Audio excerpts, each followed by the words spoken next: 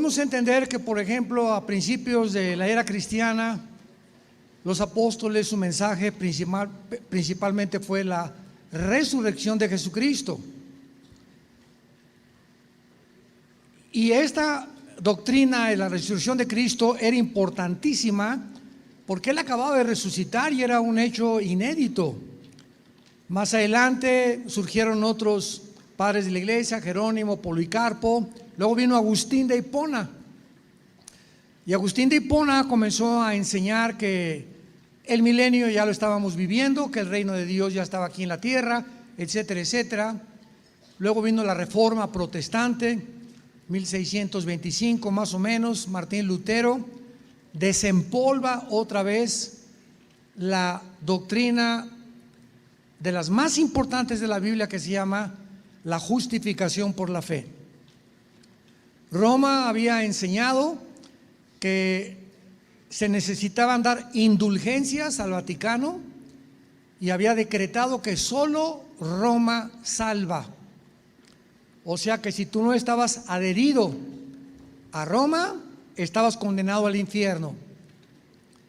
Después ya habían llegado a un decreto completamente cruel, ¿verdad? Cuando dictaminó el Papa que todo aquel que no aceptara que Roma salva y que solamente a través de Roma, de la institución religiosa hay salvación, pena de muerte.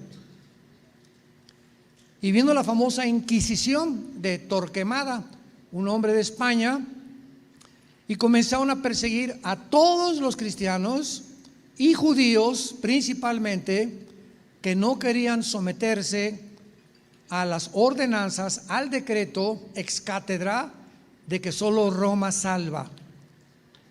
Bueno, Martín Lutero era un monje en Alemania que comenzó de alguna forma no accidental, ¿verdad? Ya Dios lo tenía planeado, a leer la Biblia, y comenzó a leer Romanos, donde claramente dice la Biblia que la salvación es por la fe. Únicamente por la fe, y somos declarados justos, no en base a ninguna obra que hayamos hecho, sino la que hizo Dios a través de Cristo en esa cruz. Vino una revolución, agarró Lutero las 94 tesis, 95 tesis, las clavó en la catedral de Wittenberg en Alemania, diciendo: esto dice Roma, esto dice la Biblia, esto dice Roma, esto dice la Biblia. Bueno, imagínense el colerón del Papa, ¿no? Lo mandaron llamar, lo citaron a la dieta de Worms para que él, alrededor de todos los cardenales, se le hizo un séquito ahí a tremendo al Papa, entre cardenales y otras personas, disque teólogos de Roma, donde se presentó Martín Lutero con la Biblia. Y la primera pregunta que le hicieron: ¿es usted la persona que acaba de hacer esto en la catedral y que usted dice que la Biblia? Y Lutero simplemente contestó y dijo estas palabras. Yo traigo este libro que se llama Las Sagradas Escrituras, y aquí está: si alguno de ustedes, cualquiera, me puede enseñar lo contrario a lo que estoy enseñando, acepto pedirle perdón a Roma.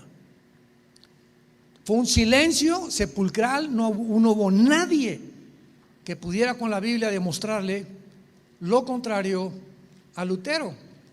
Y se inició la Revolución Protestante, lo condenaron a muerte, lo protegieron los príncipes de Holanda y de España. Lutero se casó con una monja que se llamaba Carina, también la sacó del convento, gracias a Dios.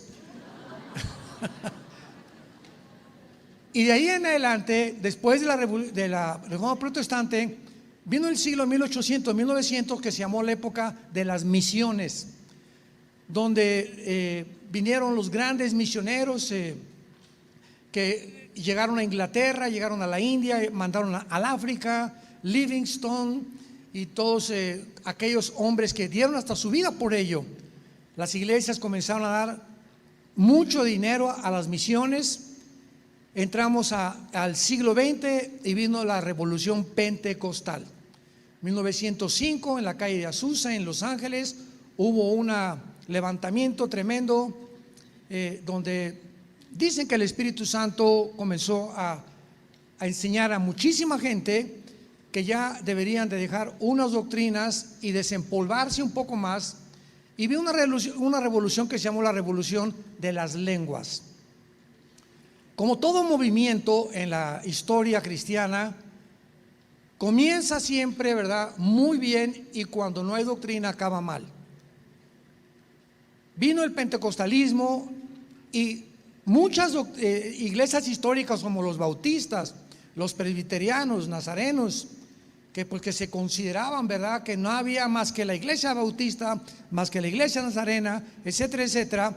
Viene otro movimiento que se llama pentecostal y comienzan a abrir los ojos que los dones sí existen. Se había declarado que ya los dones eran para otra época.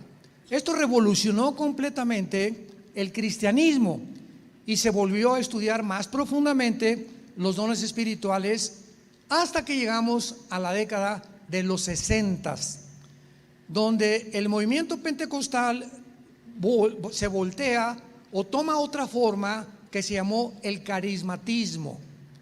Entonces vino el movimiento carismático en los 60s, en los 70s, poniendo énfasis también en el don de lenguas y en que había otras doctrinas que habían sido sepultadas y no habían sido desenterradas. Entonces todos estos movimientos pentecostales carismáticos de alguna forma levantaron a la iglesia histórica, porque habían llegado las iglesias históricas, repito, bautista, presbiteriana, nazarena, a un legalismo muy grande. Yo recuerdo todavía las primeras iglesias que fui, me daban un himnario: santo, santo, santo, párense, siéntense, etcétera, etcétera.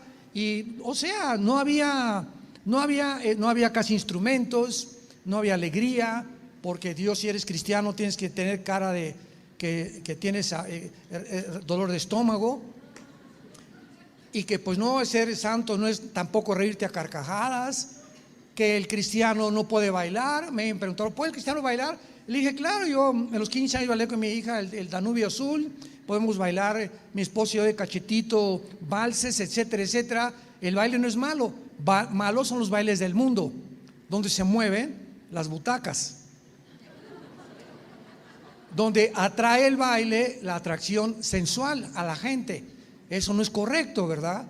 Entonces todo esto ha venido a ser una revolución para sacar de la Biblia muchas doctrinas. Que si el cristiano podía tomar vino, otra pregunta, y la Biblia dice que Pablo le dijo a Timoteo: te conviene más el vino que cualquier otra cosa para los dolores de estómago. Después se descubre que el veneno más grande es la Coca-Cola, y que es 1000 veces mejor tomar una cerveza o una copa de vino que la Coca-Cola. Después se descubre que el vino es anti-envejecimiento, anticoagulante, te protege el sistema inmune, etcétera, etcétera. Pero una copa.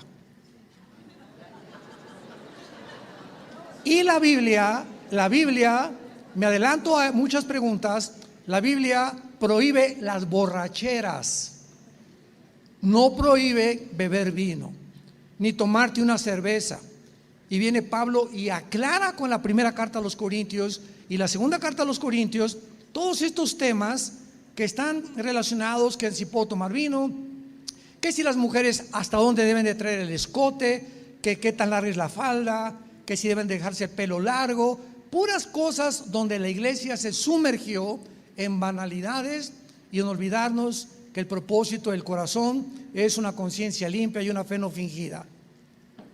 Entonces comenzaron los cristianos a descubrir muchas cosas que estaban completamente tergiversadas, y una de ellas fue la doctrina del rapto de la iglesia. Le damos gracias al movimiento pentecostal, al movimiento carismático. Cambiaron muchísimas cosas que estaban cayendo en las iglesias históricas. Ha habido una renovación, y ya cada quien, ¿verdad?, le va a dar cuentas a Dios si te sales de la Biblia o te mantienes dentro de la Biblia. Pero hay tantas cosas en la Biblia que los cristianos aún no han entendido. Resurge la doctrina del rapto de la iglesia con una fuerza tremenda. Yo le diría hace 60, 75 años más o menos. No se había predicado del rapto de la iglesia, pero no significa que no estaba en la Biblia. Entonces resurge esta doctrina. ¿Por qué? Porque Dios considera que ahora los cristianos debemos estar atentos a que viene un tiempo en que vamos a desaparecer millones de la tierra. Y el Espíritu Santo considera que ahora es necesario desenterrar esta doctrina y enseñarla. Y no el hecho de que porque no se predicó o que tiene un siglo o 2 siglos. Bueno, desde que la Biblia está la doctrina del rapto de la iglesia. Está la doctrina de los dones espirituales, está la doctrina de la resurrección, del Armagedón, etcétera, etcétera. Y esta es la razón por la cual esta doctrina, en este tiempo que tú estás viviendo y yo también, ha sido tan atacada. Yo he escuchado y me han llegado correos que el rapto no existe, a este grado han llegado, que ni siquiera está en la Biblia, que no es una doctrina tampoco moderna y que no hay tal cosa como el rapto de la iglesia. Estas ya son barbaridades, estas ya son casi herejías de poder negar algo. Como yo les digo, pues arranca las páginas, en más de 4 o 5 pasajes se habla claramente de la Biblia, como lo vamos a demostrar, de que vamos a desaparecer millones de personas antes de que venga la tribulación y la segunda venida de Jesucristo. Este es mi propósito de compartir con ustedes esta doctrina, y vamos a terminar en la última conferencia con la tercera guerra mundial o la guerra del Armagedón. Dice Primera de Tesalonicenses capítulo 4 versículo 13 en adelante: tampoco queremos, hermanos, que ignoren acerca de los que duermen, para que no se entristezcan como los otros que no tienen esperanza. Porque si creemos que Jesús murió y resucitó, así también traerá Dios con Jesús a los que durmieron en él.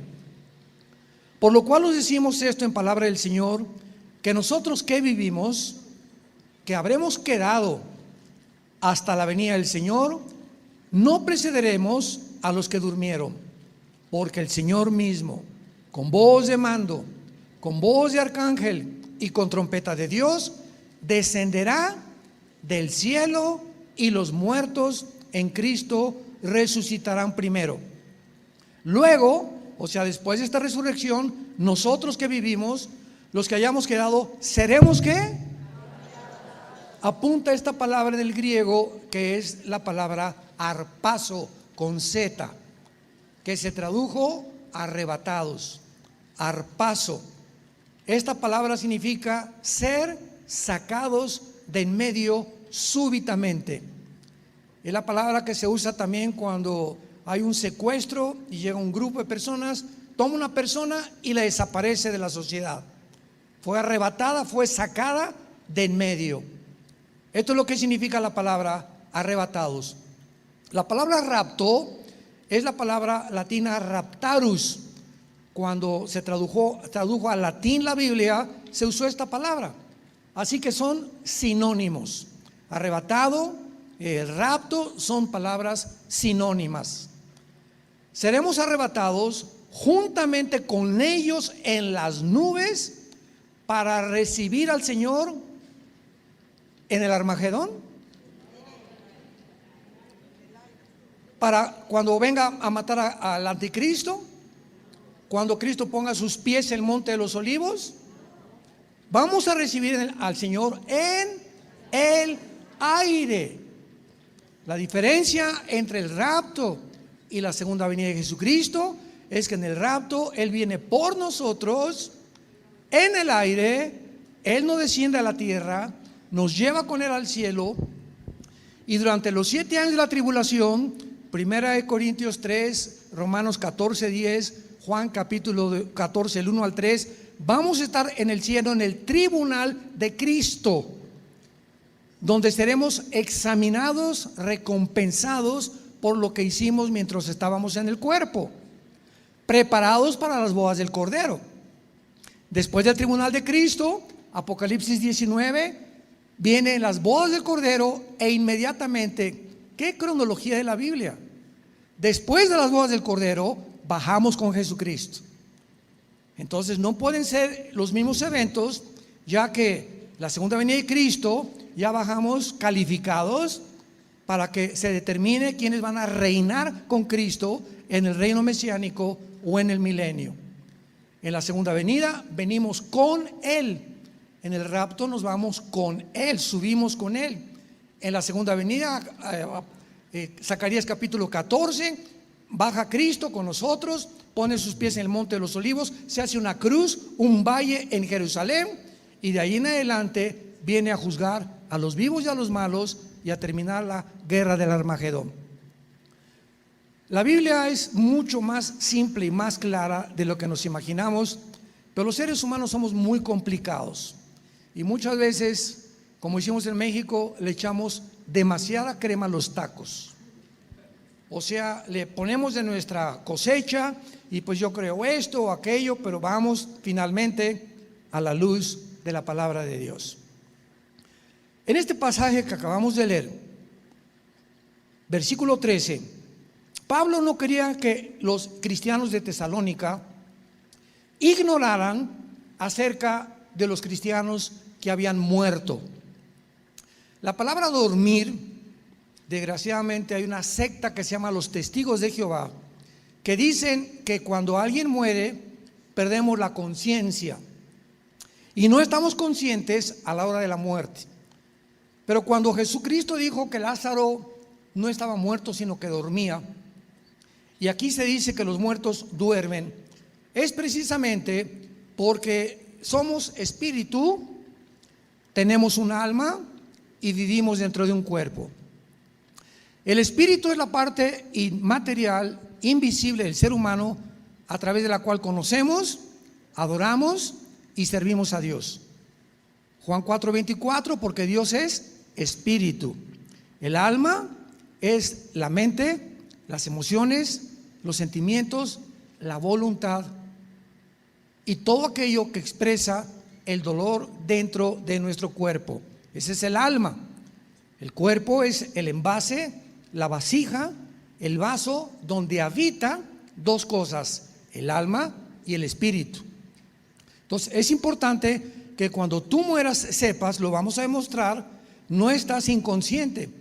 Vamos a ver claramente que la Biblia enseña que en el momento que tú mueras, cobras conciencia que tú eres.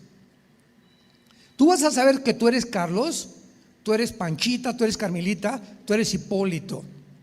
Tú vas a saber que tú eres. Hay una conciencia que no vas a despertar y ¿quién soy yo? ¿En qué cuerpo estoy? No vas a saber que tú eres tú. Posteriormente Dios nos cambiará el nombre durante el reino milenial, pero vamos a mantener la conciencia de nosotros. Y esto es muy importante porque cuando alguien muere, ¿qué es lo que se va a la tumba? El cuerpo. ¿Con qué? Con el cerebro. ¿Cómo es posible que después de la muerte sigamos pensando y sabiendo quiénes somos, si es verdad que en el cerebro están los pensamientos?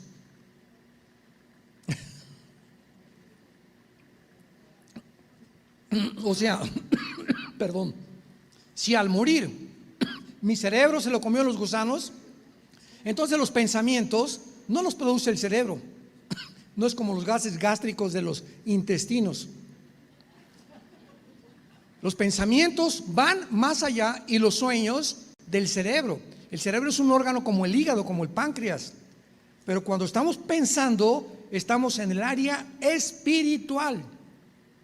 No se producen en el cerebro y los neurólogos van a pasar y se van a quebrar la cabeza tratando de buscar la zona del cerebro donde los pensamientos están, aunque hay zonas, el hemisferio izquierdo produce la parte izquierda del cuerpo, el hemisferio derecho del cerebro está controlado la parte contraria del cuerpo, etcétera, etcétera, y hay muchas cosas conectadas a eso, pero lo que quiero demostrarles a ustedes es que cuando morimos mantenemos la conciencia de quiénes somos y el cerebro estaba enterrado en el cuerpo. Muy bien. Entonces Pablo dice, no quiero que duerman, no quiero que sepan que tienen que entristecerse como los que no tienen esperanza. Cuando un cristiano muere, muchas gracias, el postre.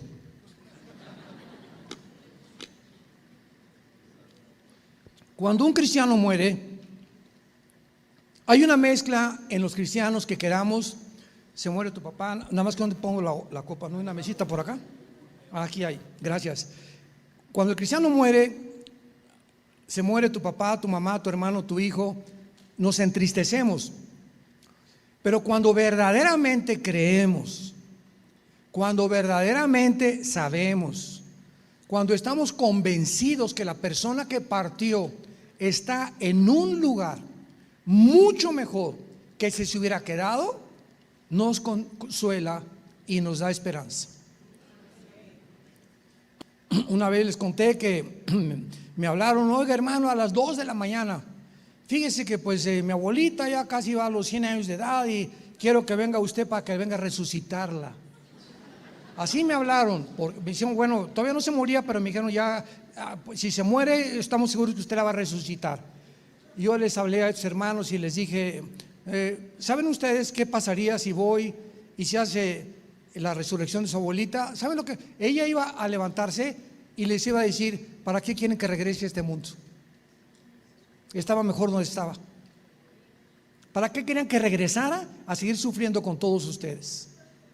Dije: ya déjenla, él vaya a estar en un lugar mejor. Pobrecito, ya a los 100 años quieren que siga aquí sufriendo y que le duela el páncreas y que siga con dolores de estómago. ¿Y por qué? Porque queremos que esté con nosotros.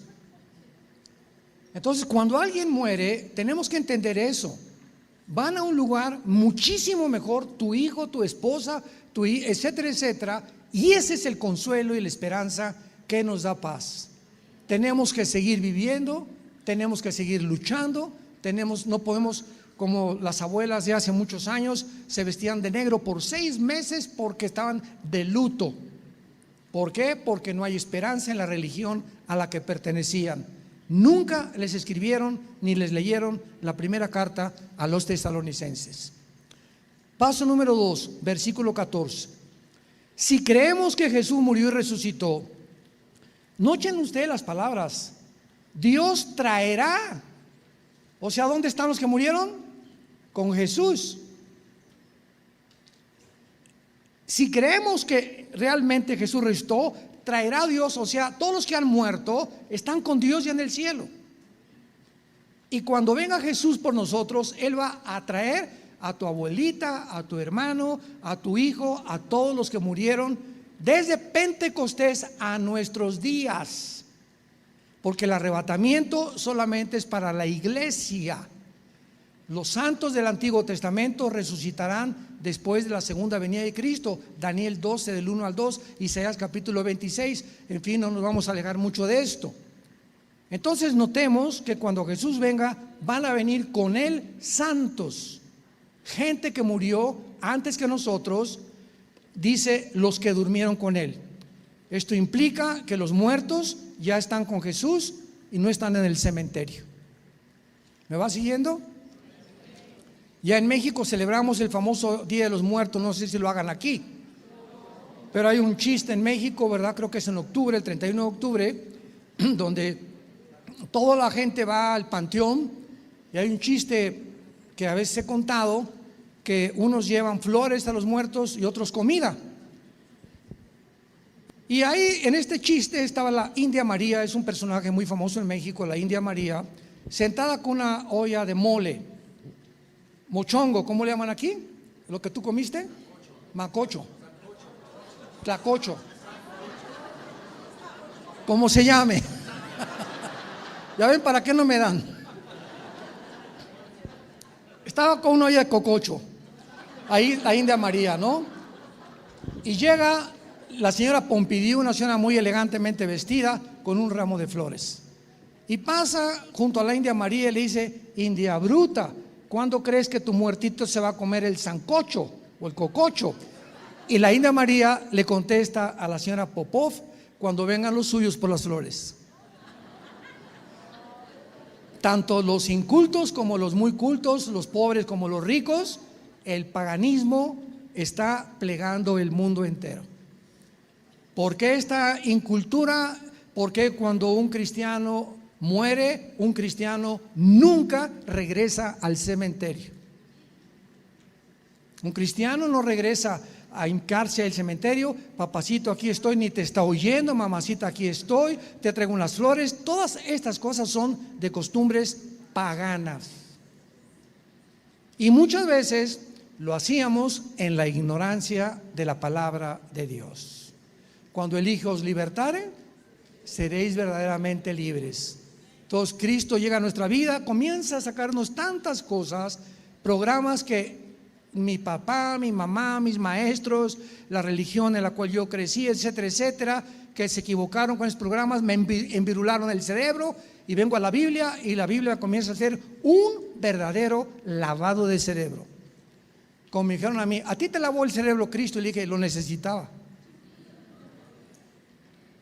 Ahora veamos nosotros, y vamos a mostrar en primer lugar en Génesis capítulo 35, que al morir se sale de nosotros el alma y el espíritu en el momento de la muerte, y no andan por ahí como ánimas en pena vagando, y la llorona llegó en la noche y hay el espíritu de mi abuelita o el espíritu de Cuauhtémoc, vamos a invocarlo para que regrese al mundo. Todo esto pertenece al espiritismo, a la brujería, al mundo del ocultismo. Génesis 35, versículo 18. Aconteció que al salírsele el alma, pues murió. Llamó su nombre Benoni, mas su padre lo llamó Benjamín. Apunten por favor, los que trajeron su Biblia, arriba de la palabra alma, la palabra hebrea nepesh, como suena: N de nana, E de Enrique, P de Enrique, E de Enrique, S-H, como suena nepesh. Nepesh se pronuncia en el hebreo como J-L-S-H, es nepej, nepej. Por eso el Espíritu Santo se pronuncia Ruach, se escribe Ruach, C-H, Ruach el Kadosh. Entonces la S-H se pronuncia como J en el hebreo. Se le salió el nepej. Versículo 29. Exhaló Isaac, aquí hay otra cosa, el espíritu, y murió, y fue recogido a su pueblo, viejo y lleno de días, y lo sepultaron Esaú y Jacob. Apunta la palabra espíritu en el hebreo Ruach, con CH se pronuncia Ruach, como con J. Etimológicamente, que es el estudio de las raíces de las palabras, nos implica y nos revela inmediatamente que el alma y el espíritu son dos cosas completamente diferentes. Desde que el Espíritu Santo ha escogido dos palabras completamente diferentes, que no son sinónimas, nos habla que el alma es una cosa y el espíritu es otra cosa. Repito, el alma es el centro de los sentimientos, de la voluntad, de todo aquello que emiten algo o que trata de cambiar tu vida interior, y de la voluntad que tú tomas o las decisiones que tú tomas. Es lo que se llama la mente. El famoso padre de la psicología Sigmund Freud se equivocó por ignorar estas verdades.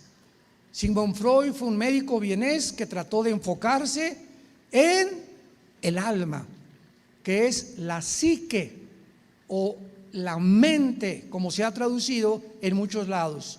Entonces Freud descubrió que intentó hacer un experimento metiéndose al alma, poniendo hipnotizados a sus pacientes para sacarlos de la conciencia, vida conciencia, a la subconsciencia, a la inconsciencia, para que en el estado subconsciente pudiera investigar qué problemas del pasado hacen que la persona actúe de la forma en que está actuando, porque esa persona es homosexual, o si lo violaron cuando era niño, o si fue golpeado de niño, tiene tanto coraje, tanto odio al mundo, eres una persona que fuiste siempre rechazada. Entonces él atribuyó que todas las experiencias traumáticas que atravesamos los seres humanos quedan registradas en el subconsciente.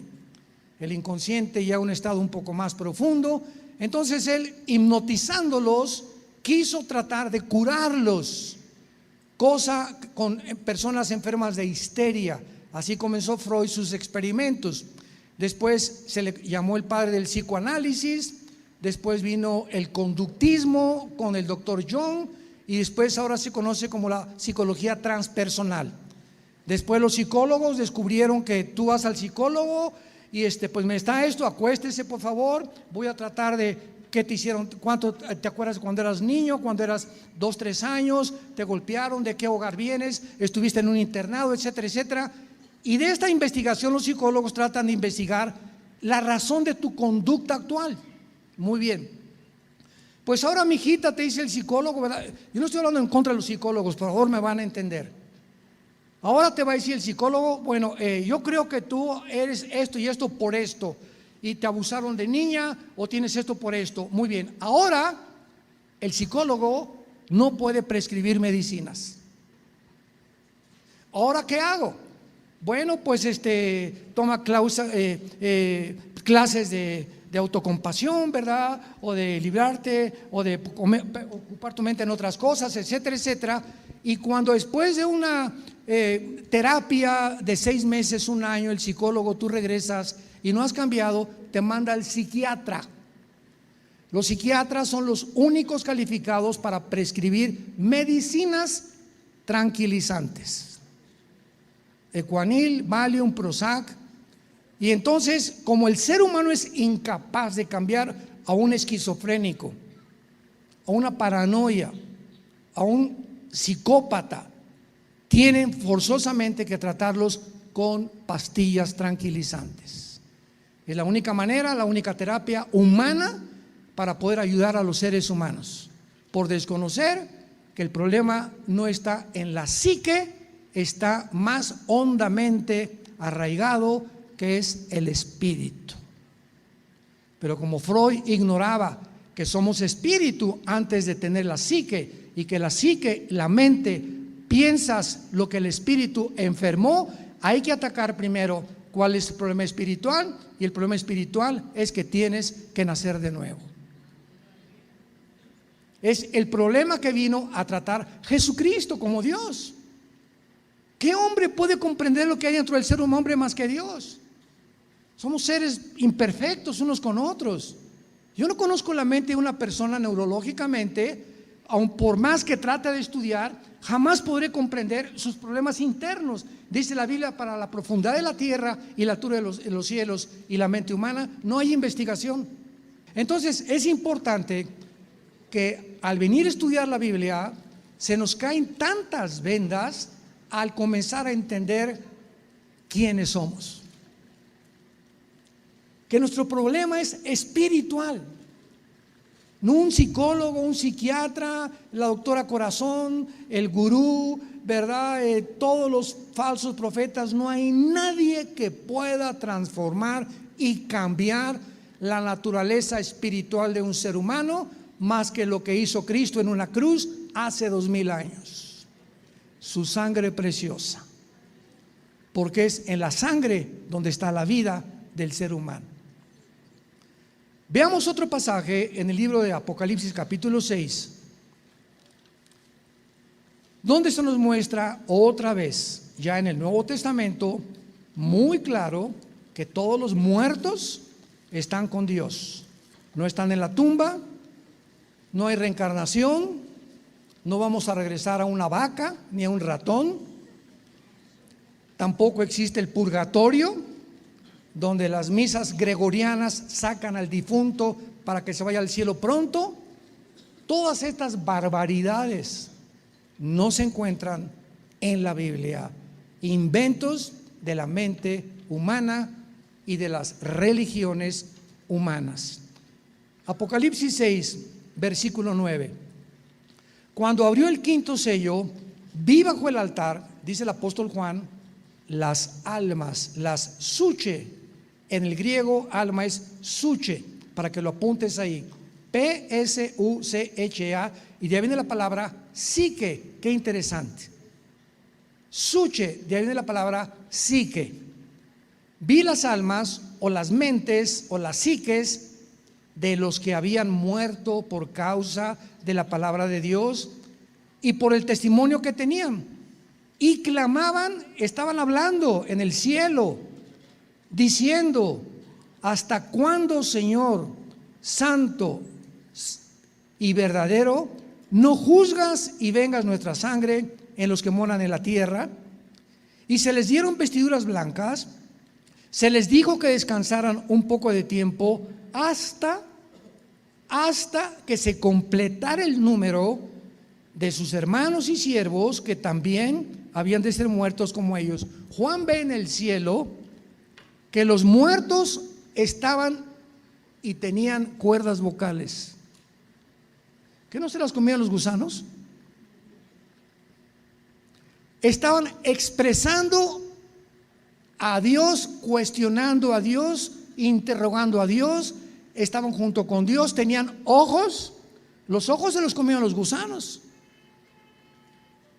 Estaban con otra actitud, con otra apariencia en el cielo, oyendo, comunicándose con Dios. Tenían entendimiento de lo que pasaba en el mundo, preguntándole a Dios: Señor, por el amor de Dios, ¿cuándo se acabarán las guerras? ¿Cuándo se acabará el tráfico humano? ¿Cuándo se acabará la pederastia? ¿Cuándo se acabarán los robos y los crímenes allá abajo en el mundo? Y todos estos eran mártires que murieron por la persecución del anticristo. Y entonces se les dijo: espérense tantito, falta el otro número de mártires. Apocalipsis capítulo 7, cuando ya ve a miles de personas en el cielo muertas por el anticristo, y mientras se completaba el número de los que iban a morir en los 7 años de tribulación, se les dieron ropas blancas, lo que implica que entre la resurrección y tú te mueres hay un cuerpo intermedio. ¿Sí me escucharon? Tú te mueres hoy en la noche y no has resucitado, porque la primera resurrección es con el arrebatamiento de la iglesia. El primer resucitado fue Jesús, 1 Corintios 15, 22 en adelante. Jesucristo es el primero en haber resucitado y no haber vuelto a morir. Lázaro resucitó y se volvió a morir. Tabita resucitó y se volvió a morir. Todos los que murieron antes volvieron a vivir. Cristo es el primero en resucitar para vivir eternamente. Y los primeros frutos después vendrán, que somos nosotros, de la iglesia. Y los primeros frutos de los judíos serán los 144,000. En Apocalipsis 14 vemos a los 144,000 en el cielo, que fueron muertos como mártires. Esos son los primeros frutos de Israel. La iglesia, los primeros frutos es el rapto, y la iglesia y los cristianos que moriremos, o vamos a ser arrebatados o moriremos antes del rapto de la iglesia. Así que la Biblia nos muestra que no existe tal cosa como un mundo de inconsciencia, que mueres y ya no sabes dónde estás, abres los ojos y lo primero que vamos a ver es a Jesús. Y mandará sus ángeles del tercer cielo a la tierra. Vas a cerrar tus ojos, ya descansamos.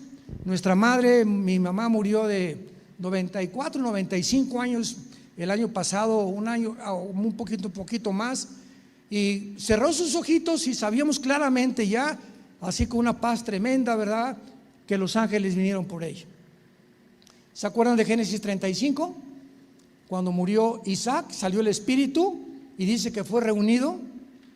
Qué expresión más hermosa. Fue reunido con su pueblo. Todos los patriarcas del Antiguo Testamento tenían un lugar después de la muerte donde Dios los reunía, que ya lo vimos en el Nuevo Testamento. Era el Sheol o el Hades, que tenía el paraíso y el infierno separados por una valla. De un lado el paraíso, el seno de Abraham, del otro lado el infierno. Y hasta el día de la resurrección de Cristo, Dios saca a todos esos santos desde Adán hasta la cruz para llevárselos al cielo, y de la cruz a nuestros días, ausentes del cuerpo, presentes en el Señor. Ya no bajamos ninguno de nosotros al Sheol, pero el Sheol sigue estando el lugar de la sepultura de aquellos que rechazaron el evangelio de la gracia de Dios. Ahora, muy bien, regresamos a nuestro pasaje de Primera de Tesalonicenses, y dice la Biblia en el versículo 15 de nuestro capítulo 4 que Pablo continúa explicándoles: por lo cual os decimos esto en palabra del Señor. Veamos el orden. Que nosotros que vivimos, que hemos quedado hasta la venida del Señor, no precederemos a los que durmieron, porque el Señor mismo con voz de mando, con voz de arcángel, o sea, vendrá el arcángel Miguel con todos los ángeles en el día que venga por nosotros Jesús. Y se tocará una trompeta. Esta trompeta muchos han confundido con la séptima trompeta de Apocalipsis 15, donde se consuma la ira y donde comienza a decir el ángel: ahora han venido los reinos a ser de nuestro Señor Jesucristo, que es casi al final de la tribulación. Sin embargo, las trompetas del Apocalipsis son de juicio. Y en el Antiguo Testamento, en el libro de los Números, las trompetas eran tocadas para reunir al pueblo. Entonces, cuando se juntaban casi 2 millones de personas en el desierto, pues Moisés no tenía Twitter ni iPhone. Imaginémonos reunir a todos los campamentos alrededor en el desierto, o mandar a alguien decirles: oigan, dígales que vengan mañana a las 7 de la mañana porque agarramos las cosas y levantemos las tiendas de campaña y nos tenemos que ir. Nos acaban de detectar que tal vez hay un enemigo. Entonces usaban trompetas el pueblo judío, y muchas veces tocaban el shofar. Hay aproximadamente varios toques de trompeta, pero las trompetas tenían 2 sonidos. Con el shofar había uno que hacía así, sin pararse, y ahí estaba diciendo: vengan pronto a reunirse al campamento alrededor de Moisés. Y el otro shofar hacía así,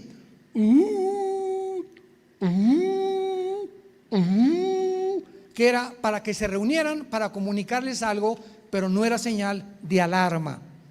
Y cuando Pablo dice que al sonido de la trompeta, él tiene que usar forzosamente el concepto del Antiguo Testamento. Ahora, entendamos lo siguiente: ¿cuántas fiestas tienen los judíos?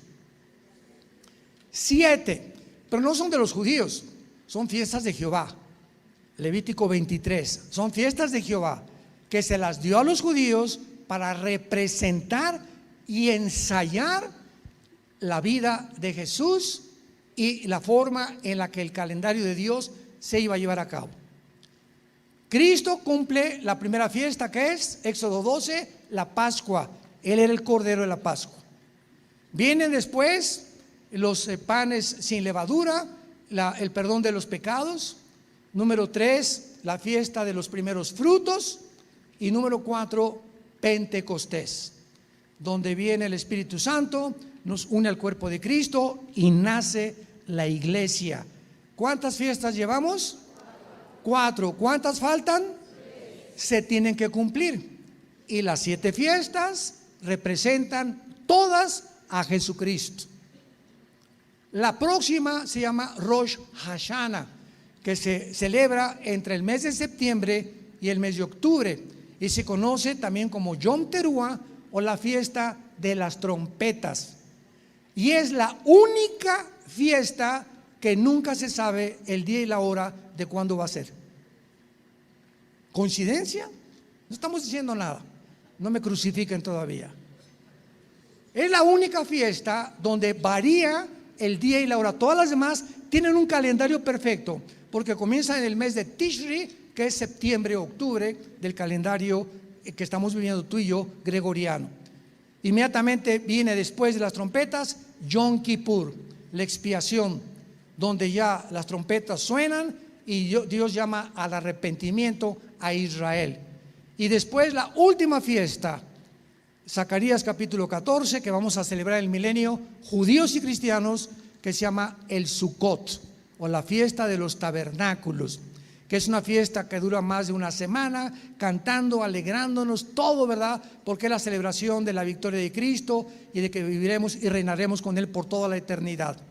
Entonces, la aproximación de la fiesta de las trompetas nos hace una relación muy cerca al rapto de la iglesia. Es posible que pueda ser en ese tiempo el rapto de la iglesia. ¿Es posible? Por favor, abren los oídos. Por la aproximación que tiene y porque se tiene que tocar la trompeta, ¿qué otra trompeta hay? No hay ninguna otra trompeta en el Antiguo Testamento para que se califique como la última trompeta. Y si hay una, es la última, tiene que haber una anterior y otra anterior y anterior. ¿Y cuántas trompetas se sonaban? Casi 100 en el Antiguo Testamento. Esta sería la cienava, la trompeta del arrebatamiento de la iglesia. Ojalá Dios quiera, oremos, que sea en este tiempo en que nos vayamos. Y no estoy diciendo que en el 2023 diga el hermano Alducin que viene Cristo.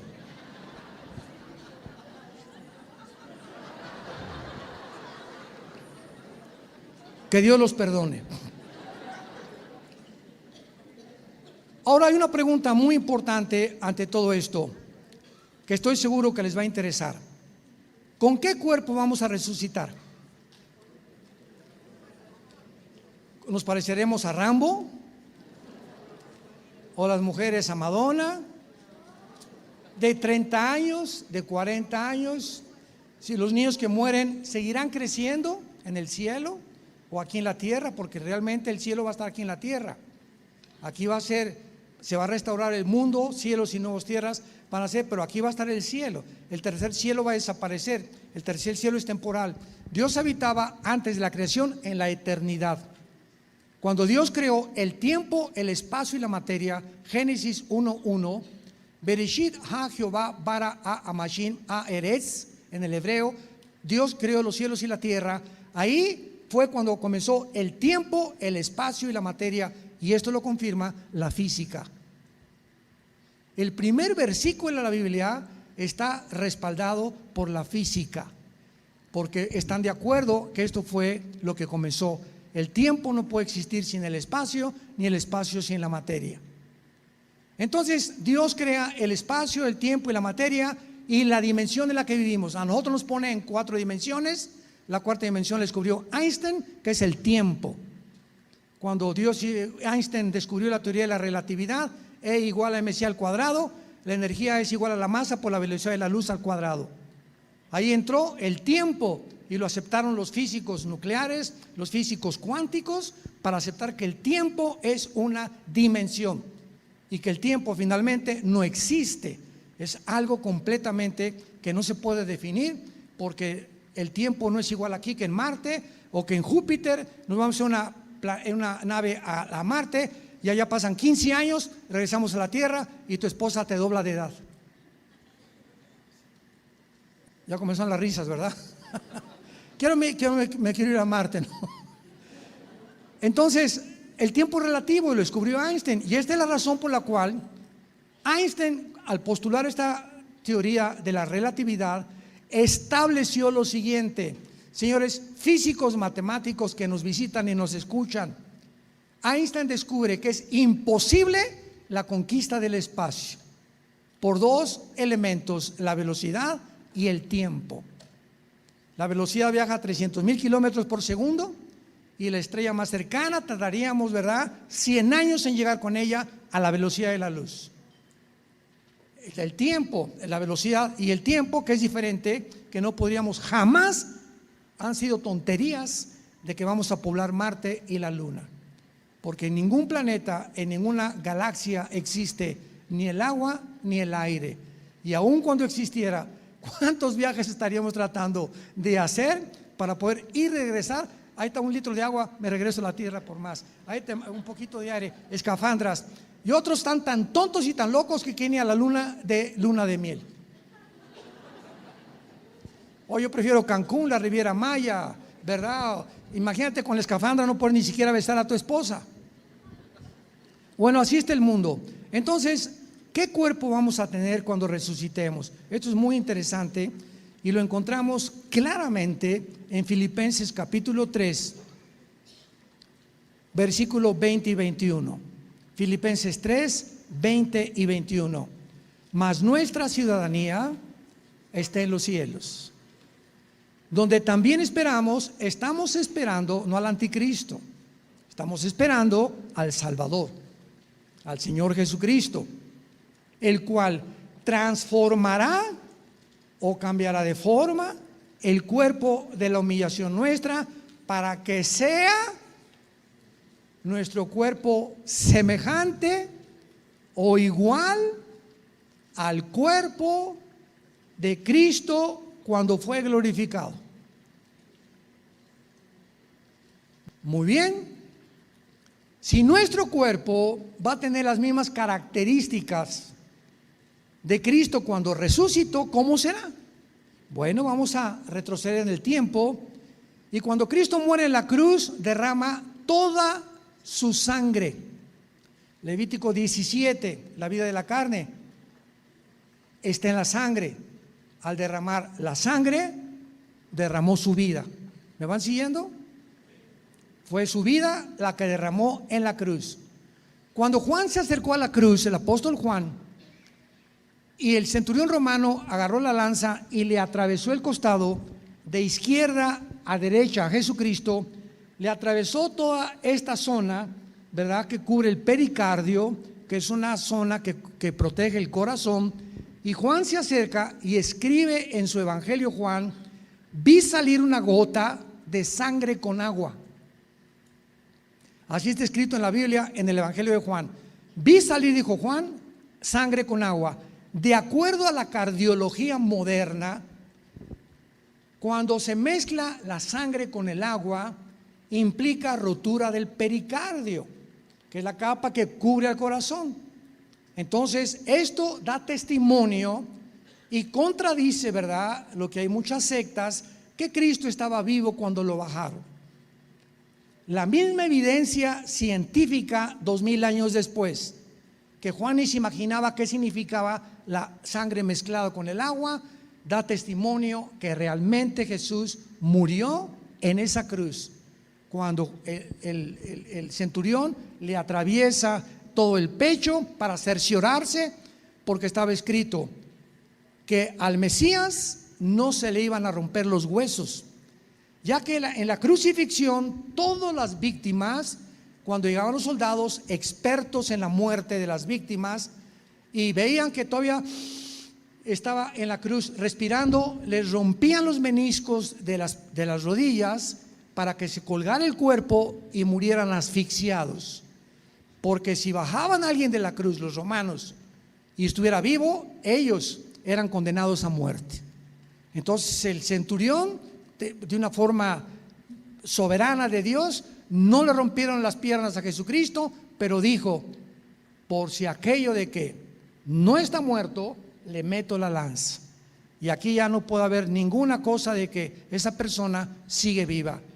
Entonces, esto nos muestra que nuestro nuevo cuerpo no tendrá sangre. Número uno, el cuerpo resucitado ya no va a funcionar anatómica ni fisiológicamente con sangre. Actualmente es la sangre la vida del cuerpo. Cualquier enfermedad se encuentra actualmente en la sangre, se detecta en la sangre, en las plaquetas, en los eritrocitos, en los linfocitos, etcétera, etcétera, etcétera. Número dos, Cristo se aparece a los discípulos escondidos en un cuarto, sabiendo que tal vez los romanos los perseguirían ahora a ellos. Y ahí se encontraba Tomás, el Dídimo, el agnóstico, el que decía: no, si yo no pongo mis manos en sus manos y en su mano en el costado donde salió la sangre, yo no voy a creer. Era una clase hay muchos cristianos que todavía siguen siendo agnósticos, que necesitan milagros para poder convencerse que Cristo vive. Entonces Cristo atraviesa la pared y sucede algo inexplicable físicamente con nuestras leyes actuales. Cristo le dice: Tommy boy, come here. Tomás se queda así y se acerca con Jesucristo. Y lo primero que Jesucristo le dice a Tomás enfrente de todos los demás: pon tus manos en mis manos y mete tu mano en mi costado. Y cuando Tomás pone las manos en las manos de Cristo, no atraviesa la mano de Cristo ni el costado de Cristo. No era un espíritu, no era un fantasma, estaba tocando algo sólido. Y tocó las manos y el costado de Cristo. Según tercera experiencia, nuestro nuevo cuerpo glorificado igual al de Jesucristo ya no estará conformado con la materia molecular que tenemos actualmente. Cristo tenía un cuerpo que podría atravesar la materia y al mismo tiempo adquirir la solidez de la materia y desaparecer y atravesar los átomos y la materia molecular que forma el mundo que nos rodea. Y finalmente el cuerpo de Cristo, cuando se apareció en Emaús a dos discípulos, no estaban pidiendo macochongo.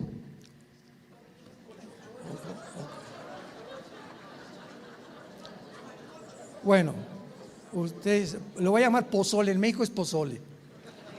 Mejor, Alan, pozole. Entonces, se aparece Cristo y los discípulos no lo reconocen, pero los acompaña Jesús y les pide un pescado y miel. La constitución física del cuerpo glorificado de Cristo, que podía materializarse, desmaterializarse, sin sangre, podía también adquirir alimentos sólidos y líquidos también. Seguiremos comiendo en la otra vida.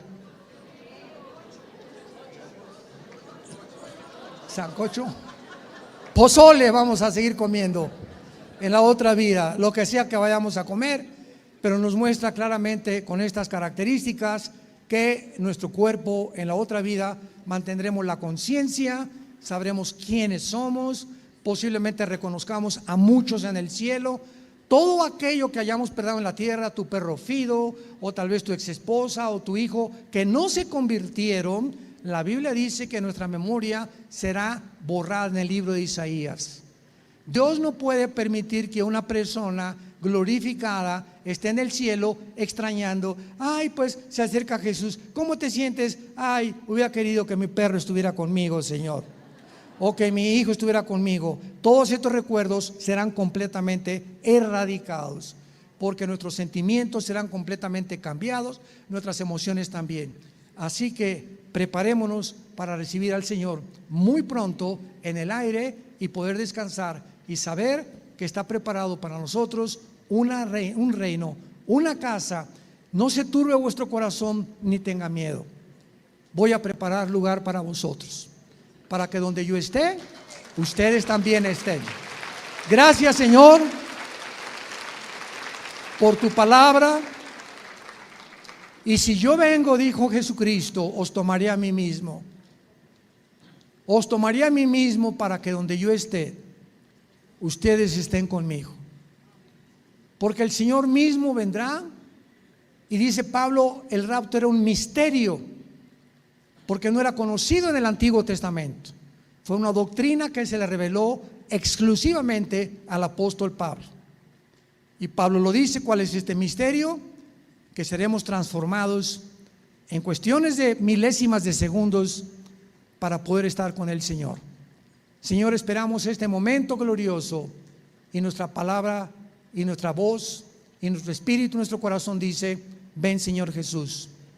Y todos los que tengan hambre y sed de la eternidad, vengan y beban del agua de la vida gratuitamente, en el nombre de Jesús. Amén.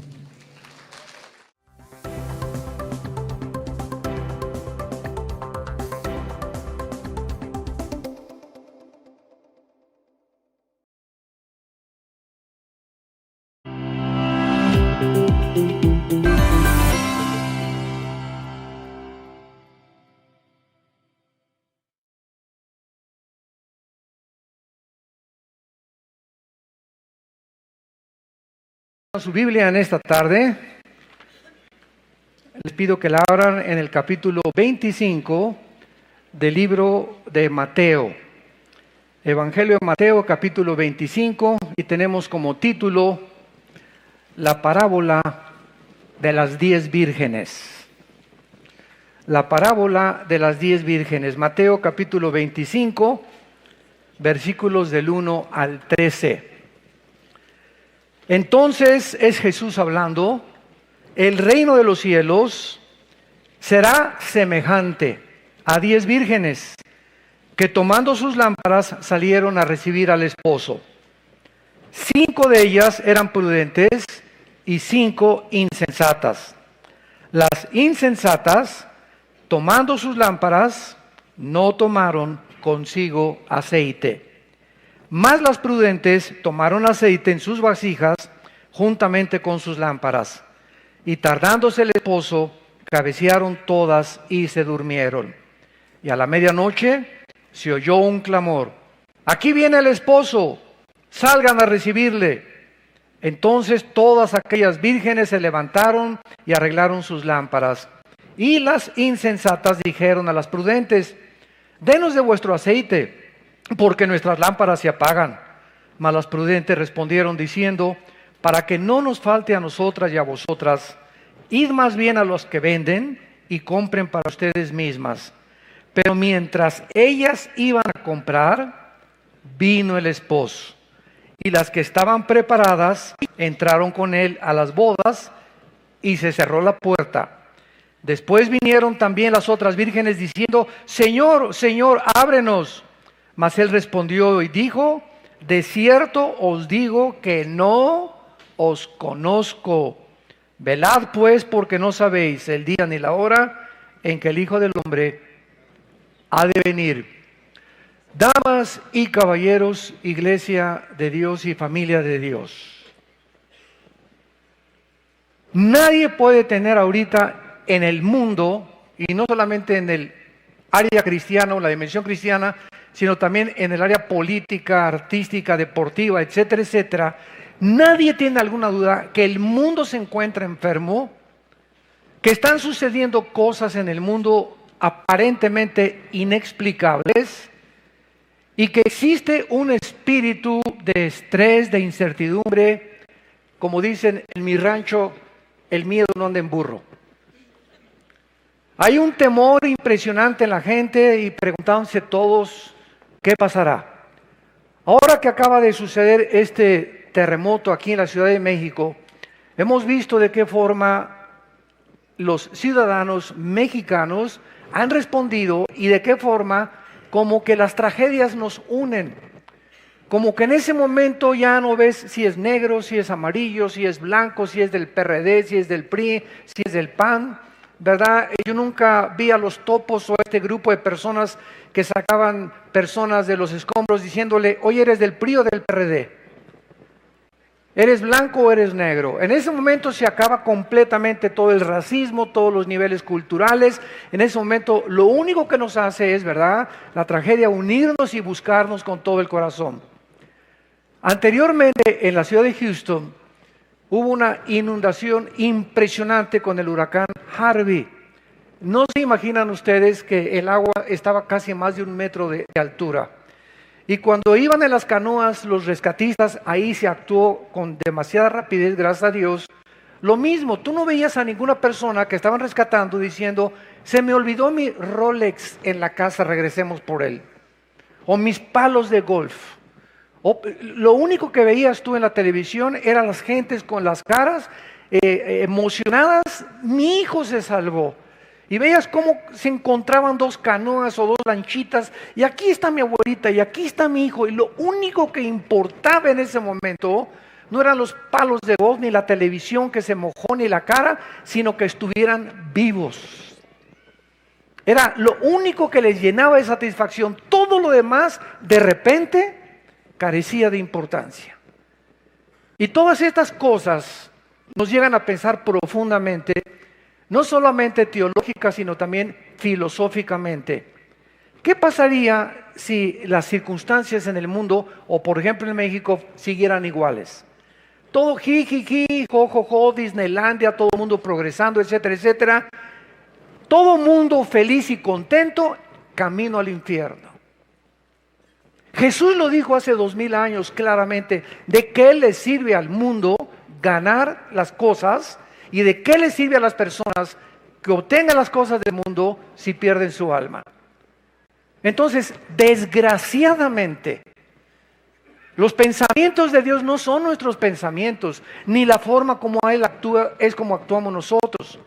Entonces, estas circunstancias que aparentemente a nosotros nos llenan de temor y nos llena de preocupación y de cuestionamientos y de interrogantes. ¿Por qué un Dios como el Dios que dice la Biblia, que de tal manera amó Dios al mundo, etcétera, etcétera, permite las cosas que están sucediendo? Y la respuesta es demasiado simple. Es que es desgraciadamente a través de estas tragedias que la gente se vuelve a Dios. Es a través de estas circunstancias cuando comenzamos otra vez a pensar, caray, la muerte está enfrente de nosotros. Todos tenemos conciencia que tenemos que morir, pero con el trajín de la vida y el jajaja y el jijiji y el club y los caballos y las telenovelas y el dinero y por aquí por allá, de repente nos olvidamos que la muerte sucede en nuestra vida, tal vez saliendo de esta iglesia. Tal vez cuántos de los que nos están escuchando, hoy es el último día que Dios les está hablando a sus corazones. Y son estas circunstancias las que nos hacen comenzar a reflexionar otra vez. Y yo hubiera estado en esos escombros. ¿Cuántas miles de personas o las que se han encontrado en los grandes terremotos de más de 500, 2,000, 5,000 personas se fueron a la cama, se durmieron creyendo que iban a amanecer? Habían checado a las 6 de la tarde en el hospital y les dijeron, usted está sano, usted tiene una buena dieta y usted pura alimentos orgánicos come y bebe y muchos alimentos y se cuidan también haciendo ejercicio y el agua y nada de eso está mal, pero de repente nos damos cuenta que aunque tengamos la mejor salud del mundo, la muerte nos llama a casa en el momento más inesperado. Esto nos hace reflexionar a nosotros que seguimos en este mundo vivos, considerar qué es el cristianismo, porque las iglesias, escúchenme, las iglesias cristianas evangélicas en el mundo entero están llenas de personas no salvas, que creen que por ir a la iglesia tiene la salvación y son las que se van a llevar el susto de su vida, como la parábola que vamos a continuación a desarrollar. En esta parábola, el Señor Jesucristo nos advierte la importancia de permanecer velando, diario, continuamente, no solamente el domingo. La vida cristiana es una relación personal, viva, orgánica con alguien que vive, que es Jesús. Y si tú no tienes esta relación diaria, viva, orgánica con Jesucristo, aunque el domingo vayas a alguna iglesia o tengas alguna religión, ¿qué susto te vas a llevar? Y esta es la parábola precisamente que Jesús ha descrito para que comencemos a prepararnos y a considerar realmente qué es la situación o en qué situación me encuentro. Dada que las circunstancias son inesperadas y que puedo morir saliendo mañana, un ataque al corazón, una embolia cerebral, un balazo, un accidente, un temblor, me cae una losa arriba de la cabeza, una inundación, de muchas formas, pero todos tenemos que morir. Tenemos que considerar, mientras estamos vivos, si realmente tenemos la salvación. Esta parábola es también un retrato dramático de lo que le sucederá a los cristianos que se decían cristianos y no lo eran. Y pertenecían al coro, pertenecían a la alabanza, pertenecían a diáconos, pertenecían a seguridad, pertenecían al grupo de oración, pertenecían afuera, eran pastores, eran obispos, eran lo que tú me quieras llamar. La iglesia está llena de personas que no saben ni han entendido lo que es el cristianismo. Y en este es un retrato que Jesucristo nos da. Vamos a ver a continuación y a identificar los protagonistas.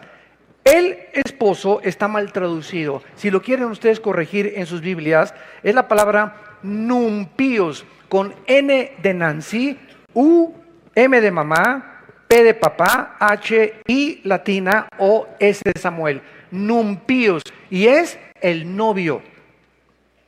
Entonces, siempre que se traduce esposo en el Nuevo Testamento, está mal porque Jesucristo no es todavía nuestro esposo. Vamos a demostrarlo a través de varios versículos en este momento. Entonces, el novio aquí es el Señor Jesucristo. Las vírgenes prudentes son los verdaderos creyentes. los que tienen la salvación y están seguros de su salvación. Las vírgenes insensatas son los falsos creyentes.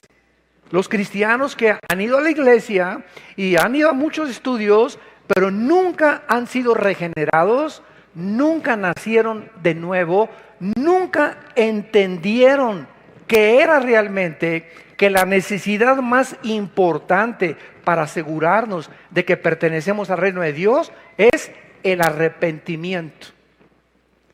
Y las iglesias, de acuerdo a una estadística que hicieron allá en Latinoamérica, más del 60% de las personas que van a las iglesias ni siquiera oyeron ni les predicaron nunca que tenían que arrepentirse. ¿Qué es eso del arrepentimiento? Pues ya no dejo de fumar, ya estoy arrepentido. Ya no dejo las drogas, pues ya estoy arrepentido. Y ya dejé a mi amante, ya estoy arrepentido. El arrepentimiento, lo explicábamos ayer en la conferencia en el World Trade Center, en el desayuno que tuvimos. El arrepentimiento es fácilmente ilustrado de esta manera. Es ir caminando en un camino equivocado. Y de repente Dios te habla, te ilumina el entendimiento, te dice vas mal, estás a punto de pasar la luz amarilla, si se prende la roja, vas a destruir tu vida y tu familia. Y en ese momento el arrepentimiento no es una vuelta de 90 grados. Porque mucha gente dice, bueno, el arrepentimiento es ya no voy a fumar, ya no voy a tomar, ya no voy a adulterar, etcétera, etcétera. Aunque hagas muchas buenas cosas y hay que dejarlas desde luego con el poder de Dios, no es el arrepentimiento. El arrepentimiento es, reconocer todas estas cosas, pero es un giro de 180 grados. Que no solamente dejas de hacer esas cosas, sino que te vuelves a Dios. Porque ¿de qué te sirve dejar lo que tú estás haciendo? En este caso, los mormones nos ganan porque ni café toman. Entonces, hay muchísima gente más moral en ese sentido que los mismos cristianos. Que ni café toman, ni Coca-Cola, olvídate, solo el diablo toma Coca-Cola. Pero si tú no te vuelves completamente a Dios, porque si tú dejas de hacer esas cosas, bueno, Alcohólicos Anónimos es una institución muy altruista y te quita el alcohol. Marihuanos Anónimos, Neuróticos Anónimos, etcétera, etcétera, ayudan a dejar muchas cosas. Pero no solamente se trata de eso, sino de que nos volvamos a Dios y camines ahora, de aquí en adelante, con la Biblia delante de ti, en contrario a lo que tú ibas, y comiences a leer y a seguir diariamente para que sepas en qué camino me encuentro, si estoy siguiendo a Jesucristo. Es algo diario, es algo diario. Y mientras esto no forme disciplina de tu vida, ¿se puede dudar realmente que tengas tú la salvación? Porque has dejado de hacer buenas cosas, eres una persona altruista, eres una persona moral, y como los fariseos en tiempos de Cristo nos hubieran ganado a todos nosotros. No por afuera, ¿verdad? Y olvídate, ¿no? Y aquí está la mujer adúltera, y la ley dice que hay que matarla a pedradas, etcétera, etcétera. Eran impresionantemente implacables. Y eran limpios ante la sociedad, pero su corazón, Jesucristo les dijo, es como un sepulcro. Por afuera la tumba blanca, pero por dentro de ustedes es un nido de podredumbre, de gusanos y de mazacuatas y coralillos y cascabeles. Entonces, qué importante es que tengamos estos principios. Las lámparas son la palabra de Dios. Dice en el Salmo 119, lámpara es a mis pies tu camino. Entonces las lámparas es un símbolo o tratan de significar la palabra de Dios, que es la forma como Dios nos alumbra nuestra vida y el testimonio que damos. Y el aceite de las lámparas que vamos a continuación a ver es el Espíritu Santo, es la unción del Espíritu Santo que llena la lámpara. Vamos a ver que no basta solamente traer la Biblia. Porque hay un dicho que decía Charles Spurgeon, el príncipe de los predicadores: el diablo nunca es más diablo que cuando trae la Biblia debajo del brazo. O sea, tú puedes ver a mucha gente, hay cantidad de sectas que usan la Biblia. Que la luz del mundo, los testigos de Jehová, adventismo del séptimo día, etcétera, etcétera, ciencia cristiana, usan la Biblia. Cuando Cristo se enfrentó a Satanás, Satanás no le citó el manifiesto comunista. Satanás le citó a Cristo el libro de Deuteronomio, se lo sabía de memoria Satanás. Cuando los demonios se conocieron a Cristo en las sinagogas, ellos fueron los primeros que le dijeron: tú eres el Hijo de Dios. O sea, el diablo no es ateo. Los demonios no son ateos. No basta decir creo en Dios. La pregunta es ¿en cuál Dios? Y el apóstol Santiago en su capítulo 2, en el Nuevo Testamento, lo aclara. No basta decir simplemente que creo en Dios. Los demonios creen y tiemblan. Sino que necesitamos manifestar con nuestra vida que realmente hemos experimentado un cambio radical que nos ha hecho cambiar una vuelta de 180 grados y que digan: pero Juanito, ese no es Juanito, esa no es Paulina, esa persona yo no me la creo, es completamente diferente. Cuando el apóstol Pablo se convirtió, él tenía miedo de eso y comenzó la gente a decir: no, este trae un rollo nuevo ahí, ese no es Pablo, si lo vimos matar cristianos. Pablo mataba cristianos y era testigo de las muertes de los cristianos. Y de repente se aparecen los apóstoles y lo tienen que presentar para que los mismos apóstoles lo aceptaran y creyeran que Dios lo había cambiado. Yo recuerdo mi propia conversión. Yo era tan malo antes de ser cristiano, ateo y comunista y lo que tú me quieras poner, que cuando me convertí pasaron 2 o 3 años para que mi propia familia creyera que realmente me había cambiado. Creyeron que era un rollo mío para poder seguir siendo malo o seguir haciendo cosas malas. No lo podían creer de lo malo que era, que yo pudiera haber cambiado. Y eso es realmente lo que impacta a la gente, que ya no somos lo que somos. Ya don Pancho pues fíjese que mi esposo no me ama, hermano, ni me abraza. Y voy con don Pancho, es que con sus bigototes, pues así me hizo mi familia. Y todos en la familia somos fríos y a las viejas no se les tiene que abrazar. Me respete nada más y que esté sometida a mí. Oiga, don Pancho, le tuve que decir, es que si usted no cambia después de recibir a Cristo, y si su papá sí lo enseñó, y usted fue frío antes de recibir a Cristo, y no abrazaba a sus hijas, ni abrazaba a su esposo, si usted no experimenta un cambio en su vida, no es mentira su conversión. Cristo vino a cambiar nuestras vidas radicalmente. Y si no hay ese giro de 180 grados, es mentira que tú seas cristiano.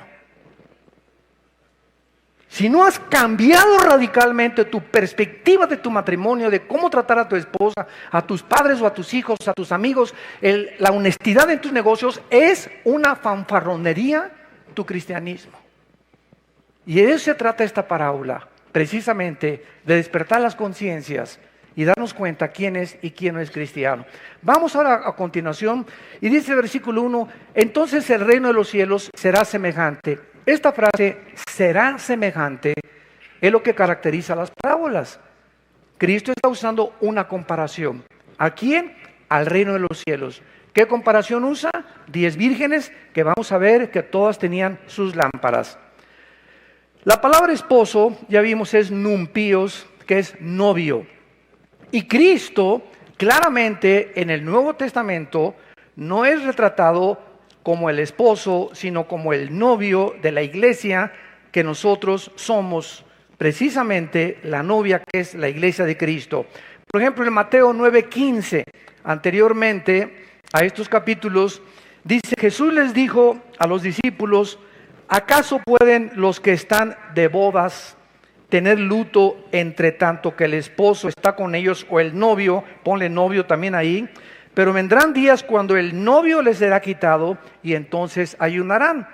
¿Cómo lo sabemos? Porque es hasta Apocalipsis capítulo 19, en las bodas del Cordero, cuando viene nuestro matrimonio con Jesucristo.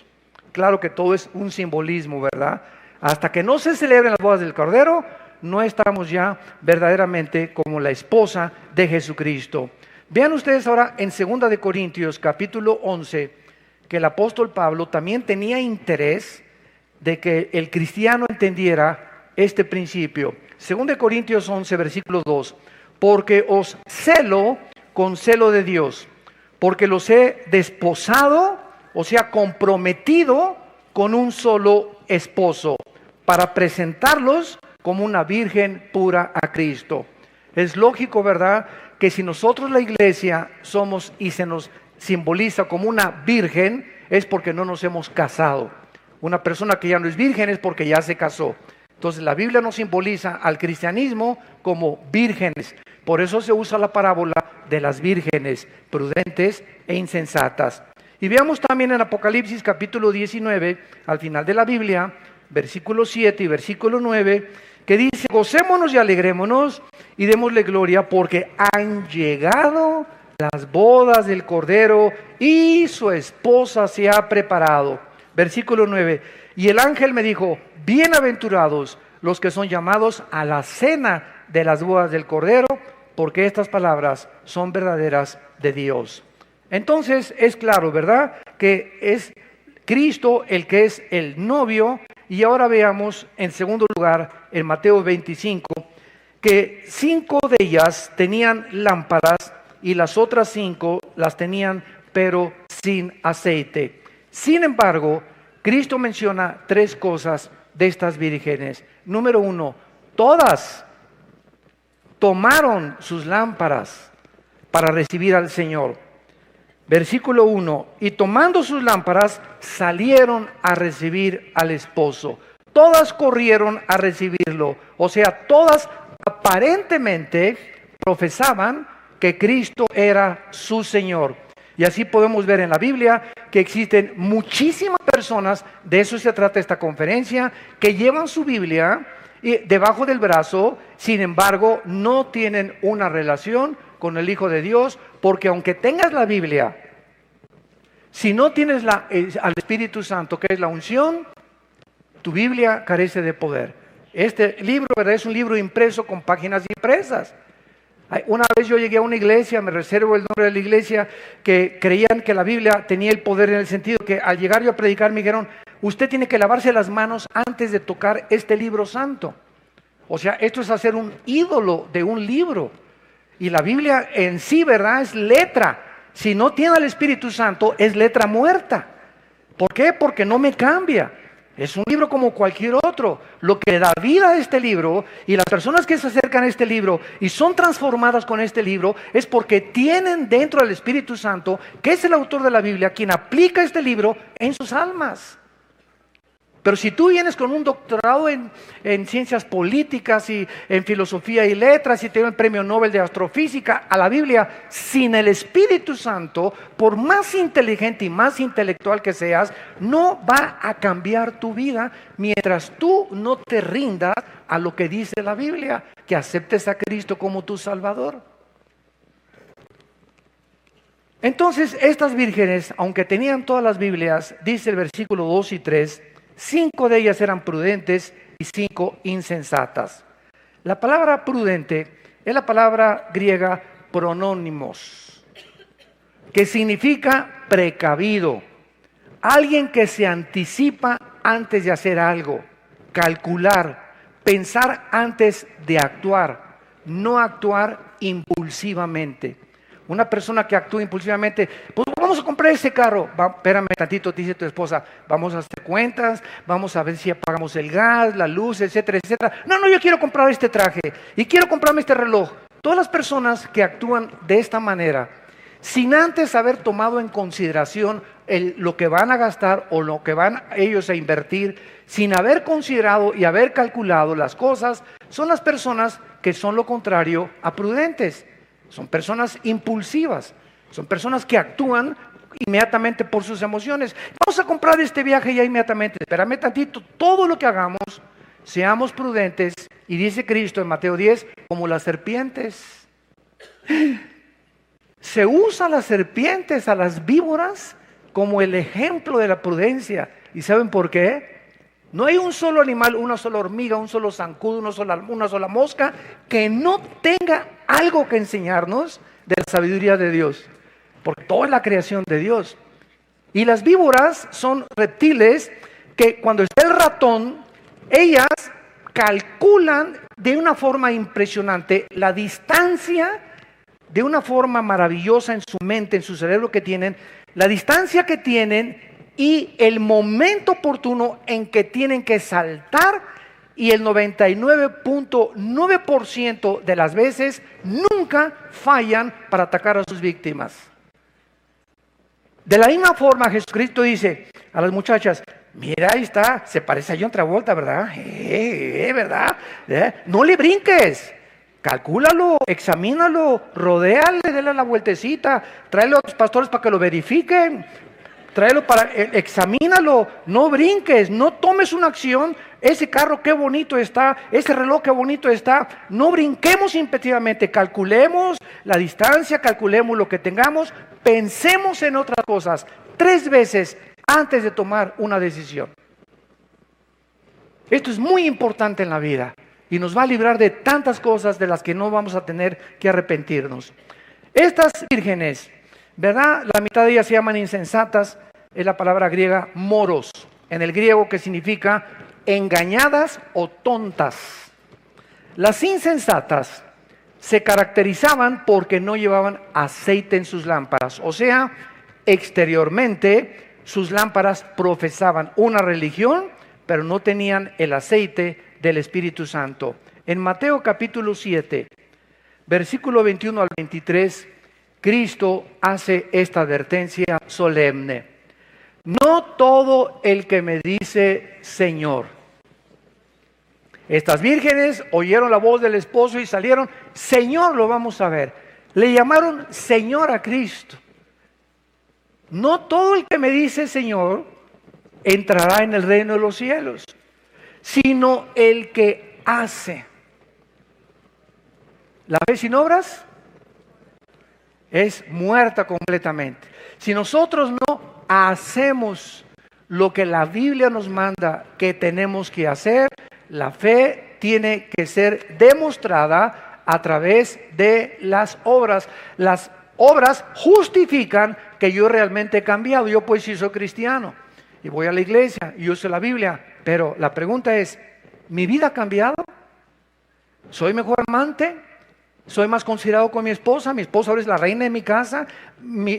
Ya les pedí perdón a mis padres de todo lo que les hice. En mi trabajo ya cambié, ya no soy el que no avanza, no tranza. Ahora ya no doy mordidas, ahora ya soy honrado. Ahora estoy dispuesto a perder hasta mi trabajo si me exigen que participe de la corrupción. Cuando hay ese cambio radical en tu vida, donde tu misma esposa, tus hijos, tus padres, tus amigos, tus hermanos se dan cuenta que ya no eres la persona que eras hace una semana o 2 semanas, es cuando realmente se puede decir que Jesús está en tu vida.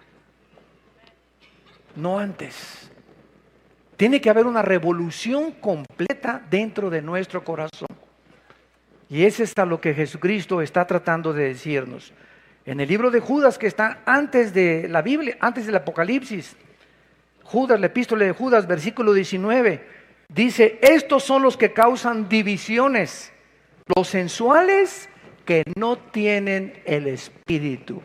Y aquí Judas es una carta escrita para los que entran a las iglesias en el mundo entero, y en todas las iglesias hay esta clase de personas, murmuradores, chismosos, chismosas, hablando contra el pastor, y si esto por acá, y si esto por allá. ¿Por qué es esta actitud la que tienen? Porque son sensuales, están manejados por la energía de la carne, no tienen el Espíritu, todavía no han aprendido a amar la obra de Dios.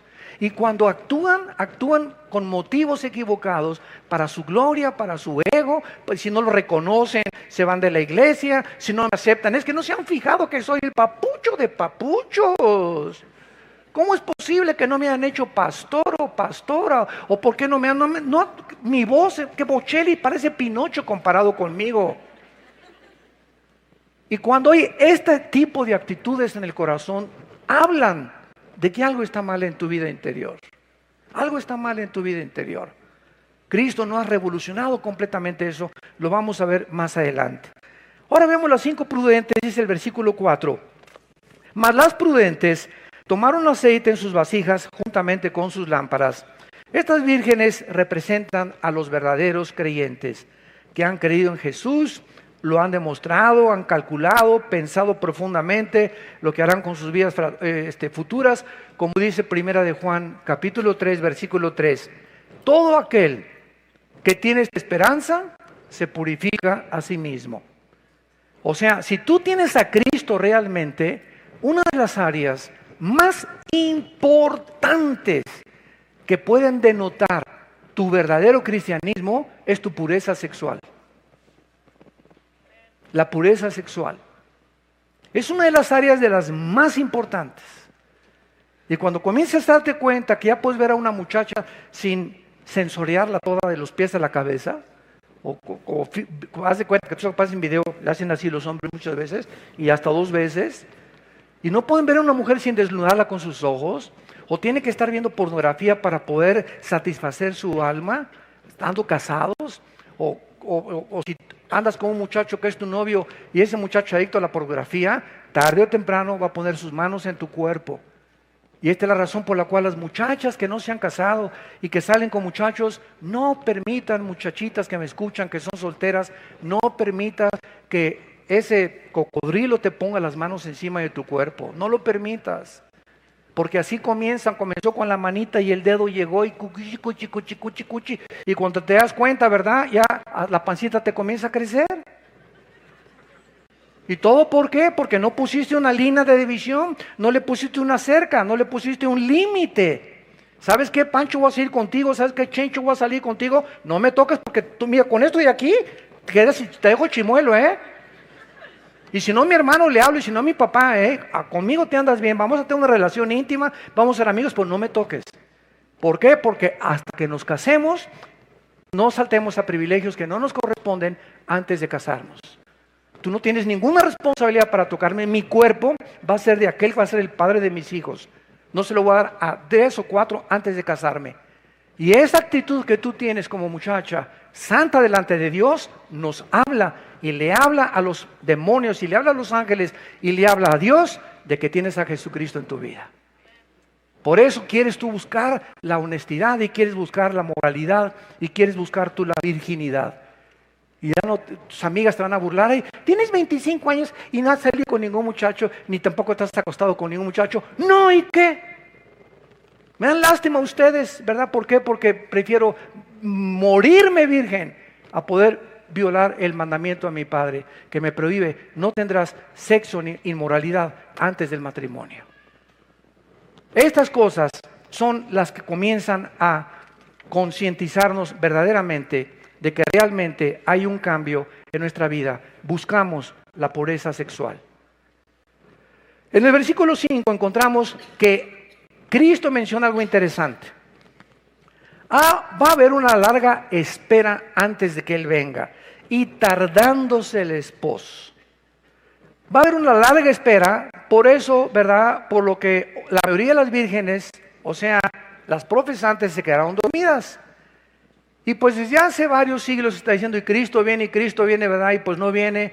Ahora todos ustedes son testigos de que hasta en las redes sociales que venía el 23 de septiembre y que va a haber una tragedia el 23 de septiembre, que porque en Apocalipsis 12, la mujer que aparece ahí con la luna debajo de sus pies y con las 12 estrellas, pues simboliza la constelación de Virgo, que exactamente en este momento se está formando en el cielo. Y entonces Apocalipsis 12 se está comprobando y va a haber algo tremendo el 23 de septiembre, y no hubo nada. Increíble. Se llama escatología amarillista. O sea, usan eventos del mundo y buscan de alguna forma relacionarlos con la Biblia, y no todo lo que sucede a nuestro alrededor está relacionado con la Biblia. Es al revés.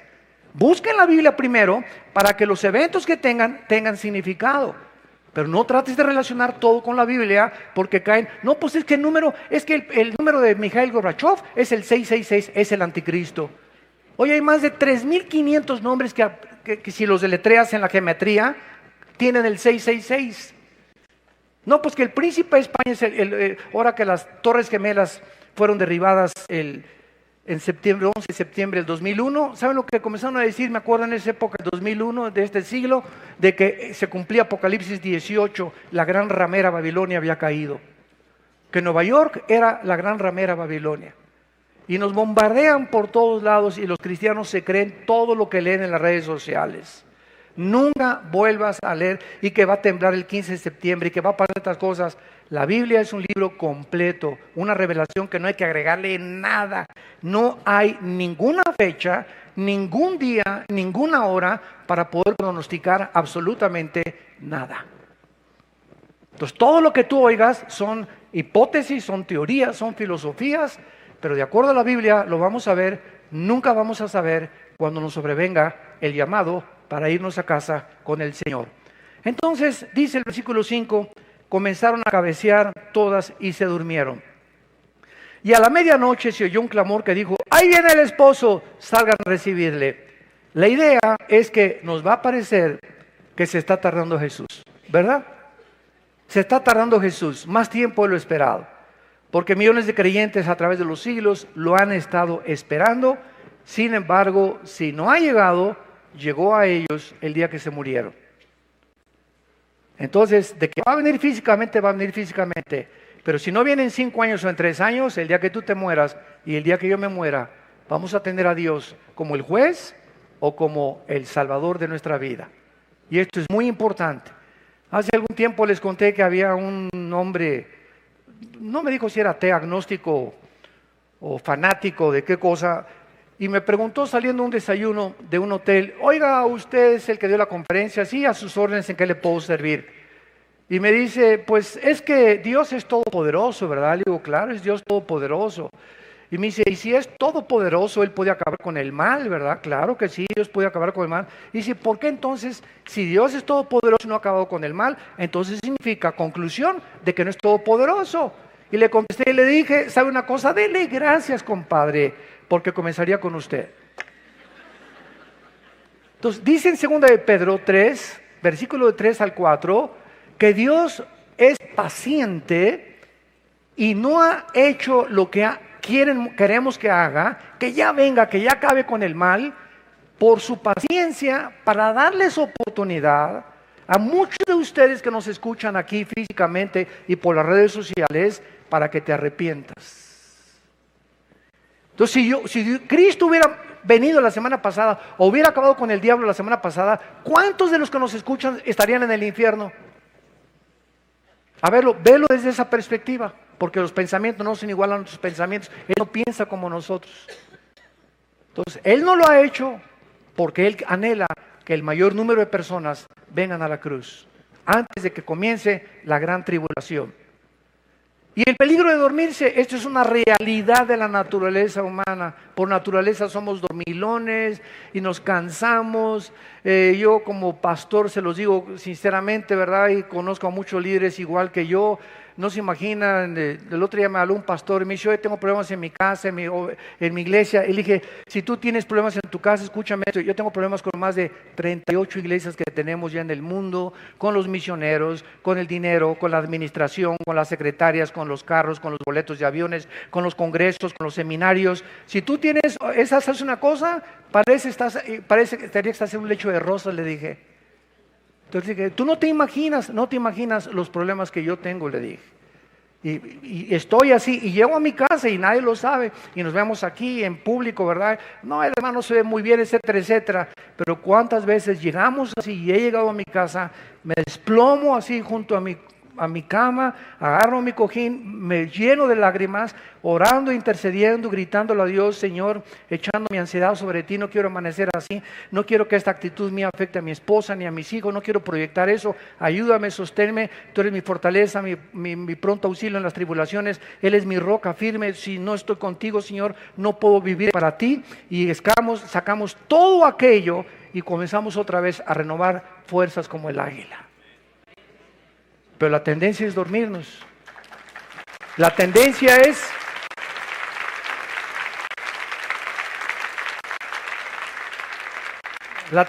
llegar así, a lo mejor los problemas son diferentes, pero si tú llegas a un estado en tu vida que ya no aguanto, ahí está la toalla, se oye un coro arriba del diablo: alabío, alabao, alabín, bomba, túpanle, más recio, ra.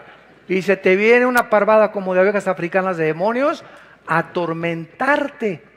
Porque dice la Biblia en el libro del Éxodo que cuando iba el pueblo de Israel adelante, los amalecitas que comenzaron a atacar a la caravana, nunca atacaban a los que iban en primera fila, a los generales y capitanes, atacaban a los que iban hasta atrás, a los rezagados, a los débiles.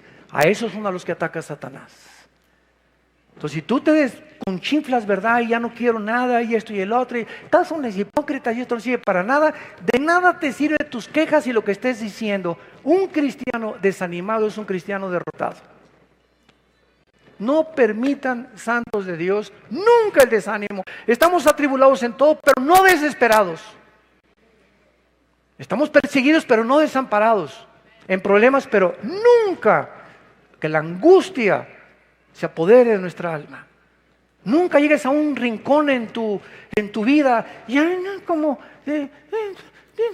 como los perritos, lamiéndote tus heridas. Nadie me quele, nadie me vino a ver en el hospital, nadie me visita. Llego a la iglesia y nadie me saluda. Y comienzas y te hundes, y de esto no me va a sacar. Y ya se fue mi esposo, y yo no tengo seguro social. Y en ese momento, ahí es cuando el escudo de la fe se cae. ¿Qué es la fe? Es el escudo, dice en Efesios 6. ¿Por qué? Porque es la fe la que nos defiende ¿de quién? De los dardos de Satanás.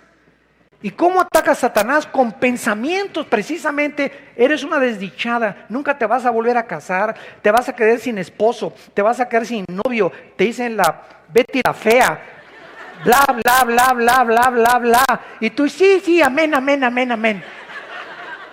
Por el amor de Dios. ¿Se dan cuenta ustedes al estado que podemos llegar? Es en ese momento cuando nos abandonamos a nosotros, cuando caemos en incredulidad, que se viene contra nosotros el enemigo con todo lo que da. Y tu estado comienza a ser peor, 5 veces peor que el primero. ¿Por qué? Porque bajaste el escudo de la fe. Es el escudo de la fe. El Señor no me abandonará. El que habita cerca al abrigo del Altísimo, morará bajo la sombra del Impotente. Diré yo a Jehová, castillo mío, mi roca. Y comienzas en ese momento de desesperación. No me importa en qué mi hija se fue, mi hijo se fue, perdiste el trabajo. En cualquier momento en que nos sintamos arrinconados, sin fuerzas para salir el panorama oscuro, confiesa la palabra de Dios. Él es mi Señor, Él es mi roca, tú eres mi ayuda, mi fortaleza, nunca me dejarás, nunca me desampararás. Y mientras comienzas a hablar, algo misterioso en el reino espiritual sucede en la dimensión invisible. Cuando hablamos la palabra de Dios con fe, se comienzan a despejar así las nubes y los demonios comienzan a irse. Mi cerebro comienza a pensar más claramente y comienzo a entender claramente su voluntad. Porque mientras no estemos despejados, el Espíritu Santo no se comunica a nuestro espíritu. Acuérdate de eso. Nuestra mente tiene que estar despejada para que podamos discernir la voz del Espíritu Santo. Este es el peligro de dormir. Se dice en Romanos capítulo 13, versículos del 11 al 14. Dice Pablo: y esto conociendo el tiempo que es para levantarnos del sueño, porque ahora está más cerca de nosotros nuestra salvación que cuando creímos. La noche está avanzada y se acerca el día. Desechemos pues las obras de las tinieblas y vistámonos de las armas de la luz. Andemos como de día honestamente, no en glotonerías, borracheras, lujurias, lascivias, contiendas, envidia, sino vistámonos del Señor Jesucristo y no proveáis para los deseos de la carne. Pablo compara que ya estábamos a 12 de la noche ahorita, 1 de la mañana ya. Es la hora más oscura del mundo ahorita. Es cuando más confusión hay ahorita, política, filosófica, artísticamente, económicamente. Nunca el mundo ahorita en el siglo XVII que nos encontramos, en el siglo XXI, en el año 2017, nunca he visto tanta confusión filosófica, religiosa, política, económica, como en el año que estamos viviendo. Donde está un loco ahorita en Corea del Norte a punto de estallar una guerra internacional. Con toda la economía y con todos los internets y con todas las iPads y con todos los iPhones, iPhone 5, 6, 7, 8, quién sabe hasta qué número va a llegar. Pero es increíble que a pesar de toda esta tecnología, que creíamos que dentro de nosotros estaban las respuestas para mantener el mundo, estamos en un mundo enfermo. Un mundo completamente contaminado porque hemos abandonado al Dios de la Biblia. Y finalmente viene la invitación a recibir al novio, versículo 6, se oye entonces la voz, A la medianoche salgan a recibirle, se levantaron, arreglaron sus lámparas, y las insensatas dijeron a las prudentes: denos de nuestro aceite, porque nuestras lámparas se apagan. Mas las prudentes respondieron: para que no nos falte a nosotras y a ustedes, vayan más bien a los que la venden, o los que venden el aceite, y compren el aceite ustedes mismas. Esta voz de que se oye el esposo es la voz de Primera de Tesalonicenses 4:16, el arrebatamiento de la iglesia, porque el Señor mismo, con voz de arcángel y con voz de trompeta, descenderá del cielo, y esa voz nada más la vamos a oír lo que teníamos el aceite en la lámpara con la unción del Espíritu Santo. Todos los demás van a decir: pues sí, ¿verdad? Oímos, ¿verdad? Etcétera, etcétera, pero Señor, Señor, y Él les dirá: yo nunca los conocí. Se levantarán para arreglar sus lámparas, pero no van a poder. Las insensatas descubren que no tienen aceite. ¿Por qué? Porque simplemente estaban cubiertas de religión. No había habido nunca un cambio interior en sus vidas. Nunca fueron regenerados, regeneradas, nacidas de nuevo, nacidos de nuevo. Solamente tenían el manco del catolicismo: soy de la Iglesia Nueva, soy mormón, soy testigo de Jehová, soy bautista, soy presbiteriano, soy nazareno. Es lo único que tenían, el título, pero dentro de la botella no había nada. Y cuando venga Cristo no va a estar viendo a ver los bautistas, los nazarenos, los evangélicos. Cuando Él venga, lo único que le va a interesar es lo que está dentro de la botella. La esencia, el espíritu que nos ha transformado y que nos ha revolucionado a todos nosotros. Y finalmente las prudentes, dice el versículo 9, entonces estaban preparadas, sus corazones purificados y santificadas. Pero esta salvación, lo vemos claramente, que cuando comenzaron a pedirles: denos de su aceite, es que, espérame tantito, la salvación es individual. Es que mis papás me dieron otra religión. Mira, tus papás no van a pagar la condenación por tu vida cuando Cristo venga. Si tu papá fue mormón, tu papá fue budista, tu papá fue musulmán, y Cristo te abre los ojos, es para que regreses a esa casa de donde tú vienes y seas una luz y comiences a mostrarles que se encuentran en un camino equivocado, con amor, con paciencia, con perseverancia y con prudencia. Pero no se puede decir: es que dame tu salvación en ese momento, o a la hora de la ambulancia, cuando ya me llevan al hospital: Jesucito mío, mi dulce compañero, no me desampare noche de día, entra en mi corazón, Jesús. Y eso sería burlarnos de Él, porque Dios sabe perfectamente bien que dice: cuando oiga su voz, ¿cuándo lo estás oyendo? Ahorita estás escuchando su voz a través de la Biblia. Cuando oigas esto, no te endurezcas. Ahorita te sales, te vas a las tortas, a los tacos aquí de chile relleno ahí en la esquina, te vas a tu casa, etcétera, etcétera, en la noche, y se te olvidó todo lo que hablamos, porque en este momento tú dijiste: lo voy a pensar y lo voy a hacer mañana, y mañana viene otra temblorina y te cae un ladrillo arriba de la cabeza. Y te perdiste para siempre, ya no hubo oportunidad. Tú creíste que lo voy a pensar mañana o pasado mañana. Cuando oigas su voz, no te endurezcas. Hoy es el tiempo en el que tú tienes que tomar una decisión, en esta misma hora que Dios te está hablando. Vino el esposo, 3 palabras poderosas que nos garantizan el regreso de Cristo. Vino el esposo. Jesús lo dijo: vengo, Apocalipsis 22, y mi galardón conmigo para recompensarlos según sus obras. Las insensatas se quedarán. ¿Por qué? Porque comenzaron a decirle: Señor, Señor, y Jesús les dijo: no las conozco, no sé quiénes son ustedes. Y dice Juan 10, Dios conoce a sus ovejas. Cristo conoce quiénes son sus ovejas. ¿Quiénes son sus ovejas? Las que oyen la voz del pastor.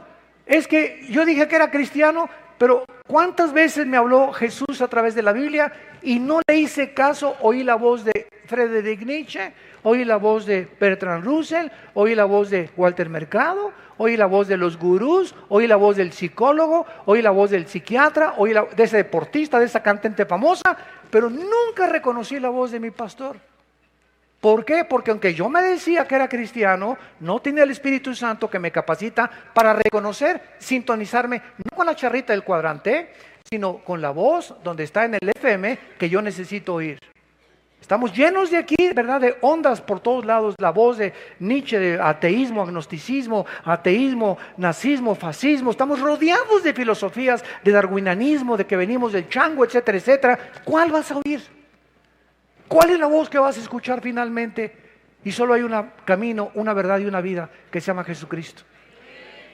Y esa es la voz a la que cuando Él venga te va a decir: no todos que me digan Señor, porque yo conozco mis ovejas, y si fueras mi oveja, me hubieras obedecido. Pero no me obedeciste, porque simplemente no era mi voz la que tú estabas escuchando. Velad pues, dice el versículo 13, porque no sabemos el día y la hora en que el Hijo del Hombre vendrá. Y en el capítulo 25 de aquí de Mateo, versículo 42 en adelante, Él dijo estas palabras. Mateo 25, versículo 42. Porque tuve hambre y no me diste de comer, y tuve sed y no me diste de beber. Velad pues, porque no sabéis a qué hora ha de venir el Señor. Pero sabed esto, que si el padre de familia supiera a qué hora el ladrón habría de venir, velaría. Si tú supieras a qué horas habría de temblar, ¿qué harías? ¿Se imaginan? ¿Qué haces? Te preparas, ¿verdad? Y no te quedas ahí. Bueno, precisamente como no sabemos, tenemos que estar preparados. Si supiéramos cuándo viene Jesús, nos prepararíamos. Pero como no sabemos cuándo viene, esto es diario. Porque puede ser hoy la última vez que Dios nos hable y que Él pueda venir en la madrugada, hoy a las 6, a las 4, o no amanezcamos mañana. Versículo 44, por tanto también ustedes estén preparados, porque el Hijo del Hombre vendrá a la hora que no pensáis. La pregunta en esta mañana a tu corazón es: ¿estás tú preparado para encontrarte con tu Dios? Ahora que estuve en Bogotá, tuve el privilegio, ¿verdad?, de que fueron allá. Es muy diferente la política que aquí en México. Allá los senadores, los diputados van a las reuniones cristianas y no les da vergüenza, desde luego, los que son cristianos. Esta vez llevaron, ¿verdad?, a un político muy importante, y tuve la oportunidad de platicar con él. Y una de las cosas que yo le pregunté cuando me dijeron que era cristiano, esta pregunta te la hago a ti ahora: si tú te murieras hoy en la noche, ¿estás seguro que te irías al cielo? Algunas personas que les hice esta pregunta ahí en Bogotá se quedaron calladas y me dijeron: no lo sabemos, no somos lo suficientemente buenos. Inmediatamente supe que no eran cristianos. Porque el cristiano es la persona que dice: sí, estoy seguro que me voy al cielo, no porque sea bueno, no porque sea y haya hecho muchas buenas obras, sino simplemente porque alguien en una cruz pagó por mis pecados. Y gracias a lo que ese hombre hizo, por la gracia estoy eternamente agradecido. Y si entro al cielo, no va a haber nada de lo cual me merezca. Voy a entrar como un regalo que Dios me otorga, como la salvación.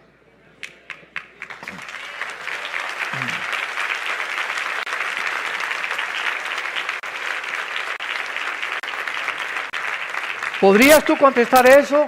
Si tú contestaste sinceramente, pues mire, no estoy seguro, no eres cristiano. No tienes la salvación, no tienes la seguridad de tu salvación. ¿Cómo podemos estar seguros? Porque la Biblia dice: aquel que me recibe y me acepta en su corazón, tiene vida eterna. Y lo creo porque la Biblia lo dice. Y ahora ese poder entra en mi vida para vivir esa vida que Dios quiere que yo viva antes de que Él me llame a casa. Aprovechemos esta oportunidad, inclinemos nuestra cabeza y digámosle al Señor: te doy gracias, Padre mío y Señor mío, porque me sigues hablando al corazón. Nos sigues redarguyendo de pecado, de justicia y de juicio. Te doy gracias, Señor, porque oigo tu voz y sé que diste tu vida en esa cruz en mi lugar. Ahora, Señor, te pido con toda mi alma que entres a mi corazón. Me arrepiento de mi vida. De todo lo que en el pasado he hecho, me arrepiento. Yo sé que nunca hubiera podido pagar la cuenta que tenía pendiente de pecado contigo. Pero ahora he comprendido el Evangelio. Las buenas noticias que tu Hijo pagó la cuenta en mi lugar, con su preciosa sangre. Y te pido, Jesús, porque creo que a los 3 días saliste de la tumba y venciste la muerte, para confirmarme que después de la vida seguiré viviendo contigo, que entres a mi corazón como mi Señor y mi Salvador. Te recibo por la fe y te doy las gracias por el poder que en este momento irás comenzando a darme para vivir una vida de victoria en tu nombre y para tu gloria. Amén. Gracias a Dios por este mensaje glorioso, eterno, puro, majestuoso, que es la palabra de Dios. Gracias, Señor.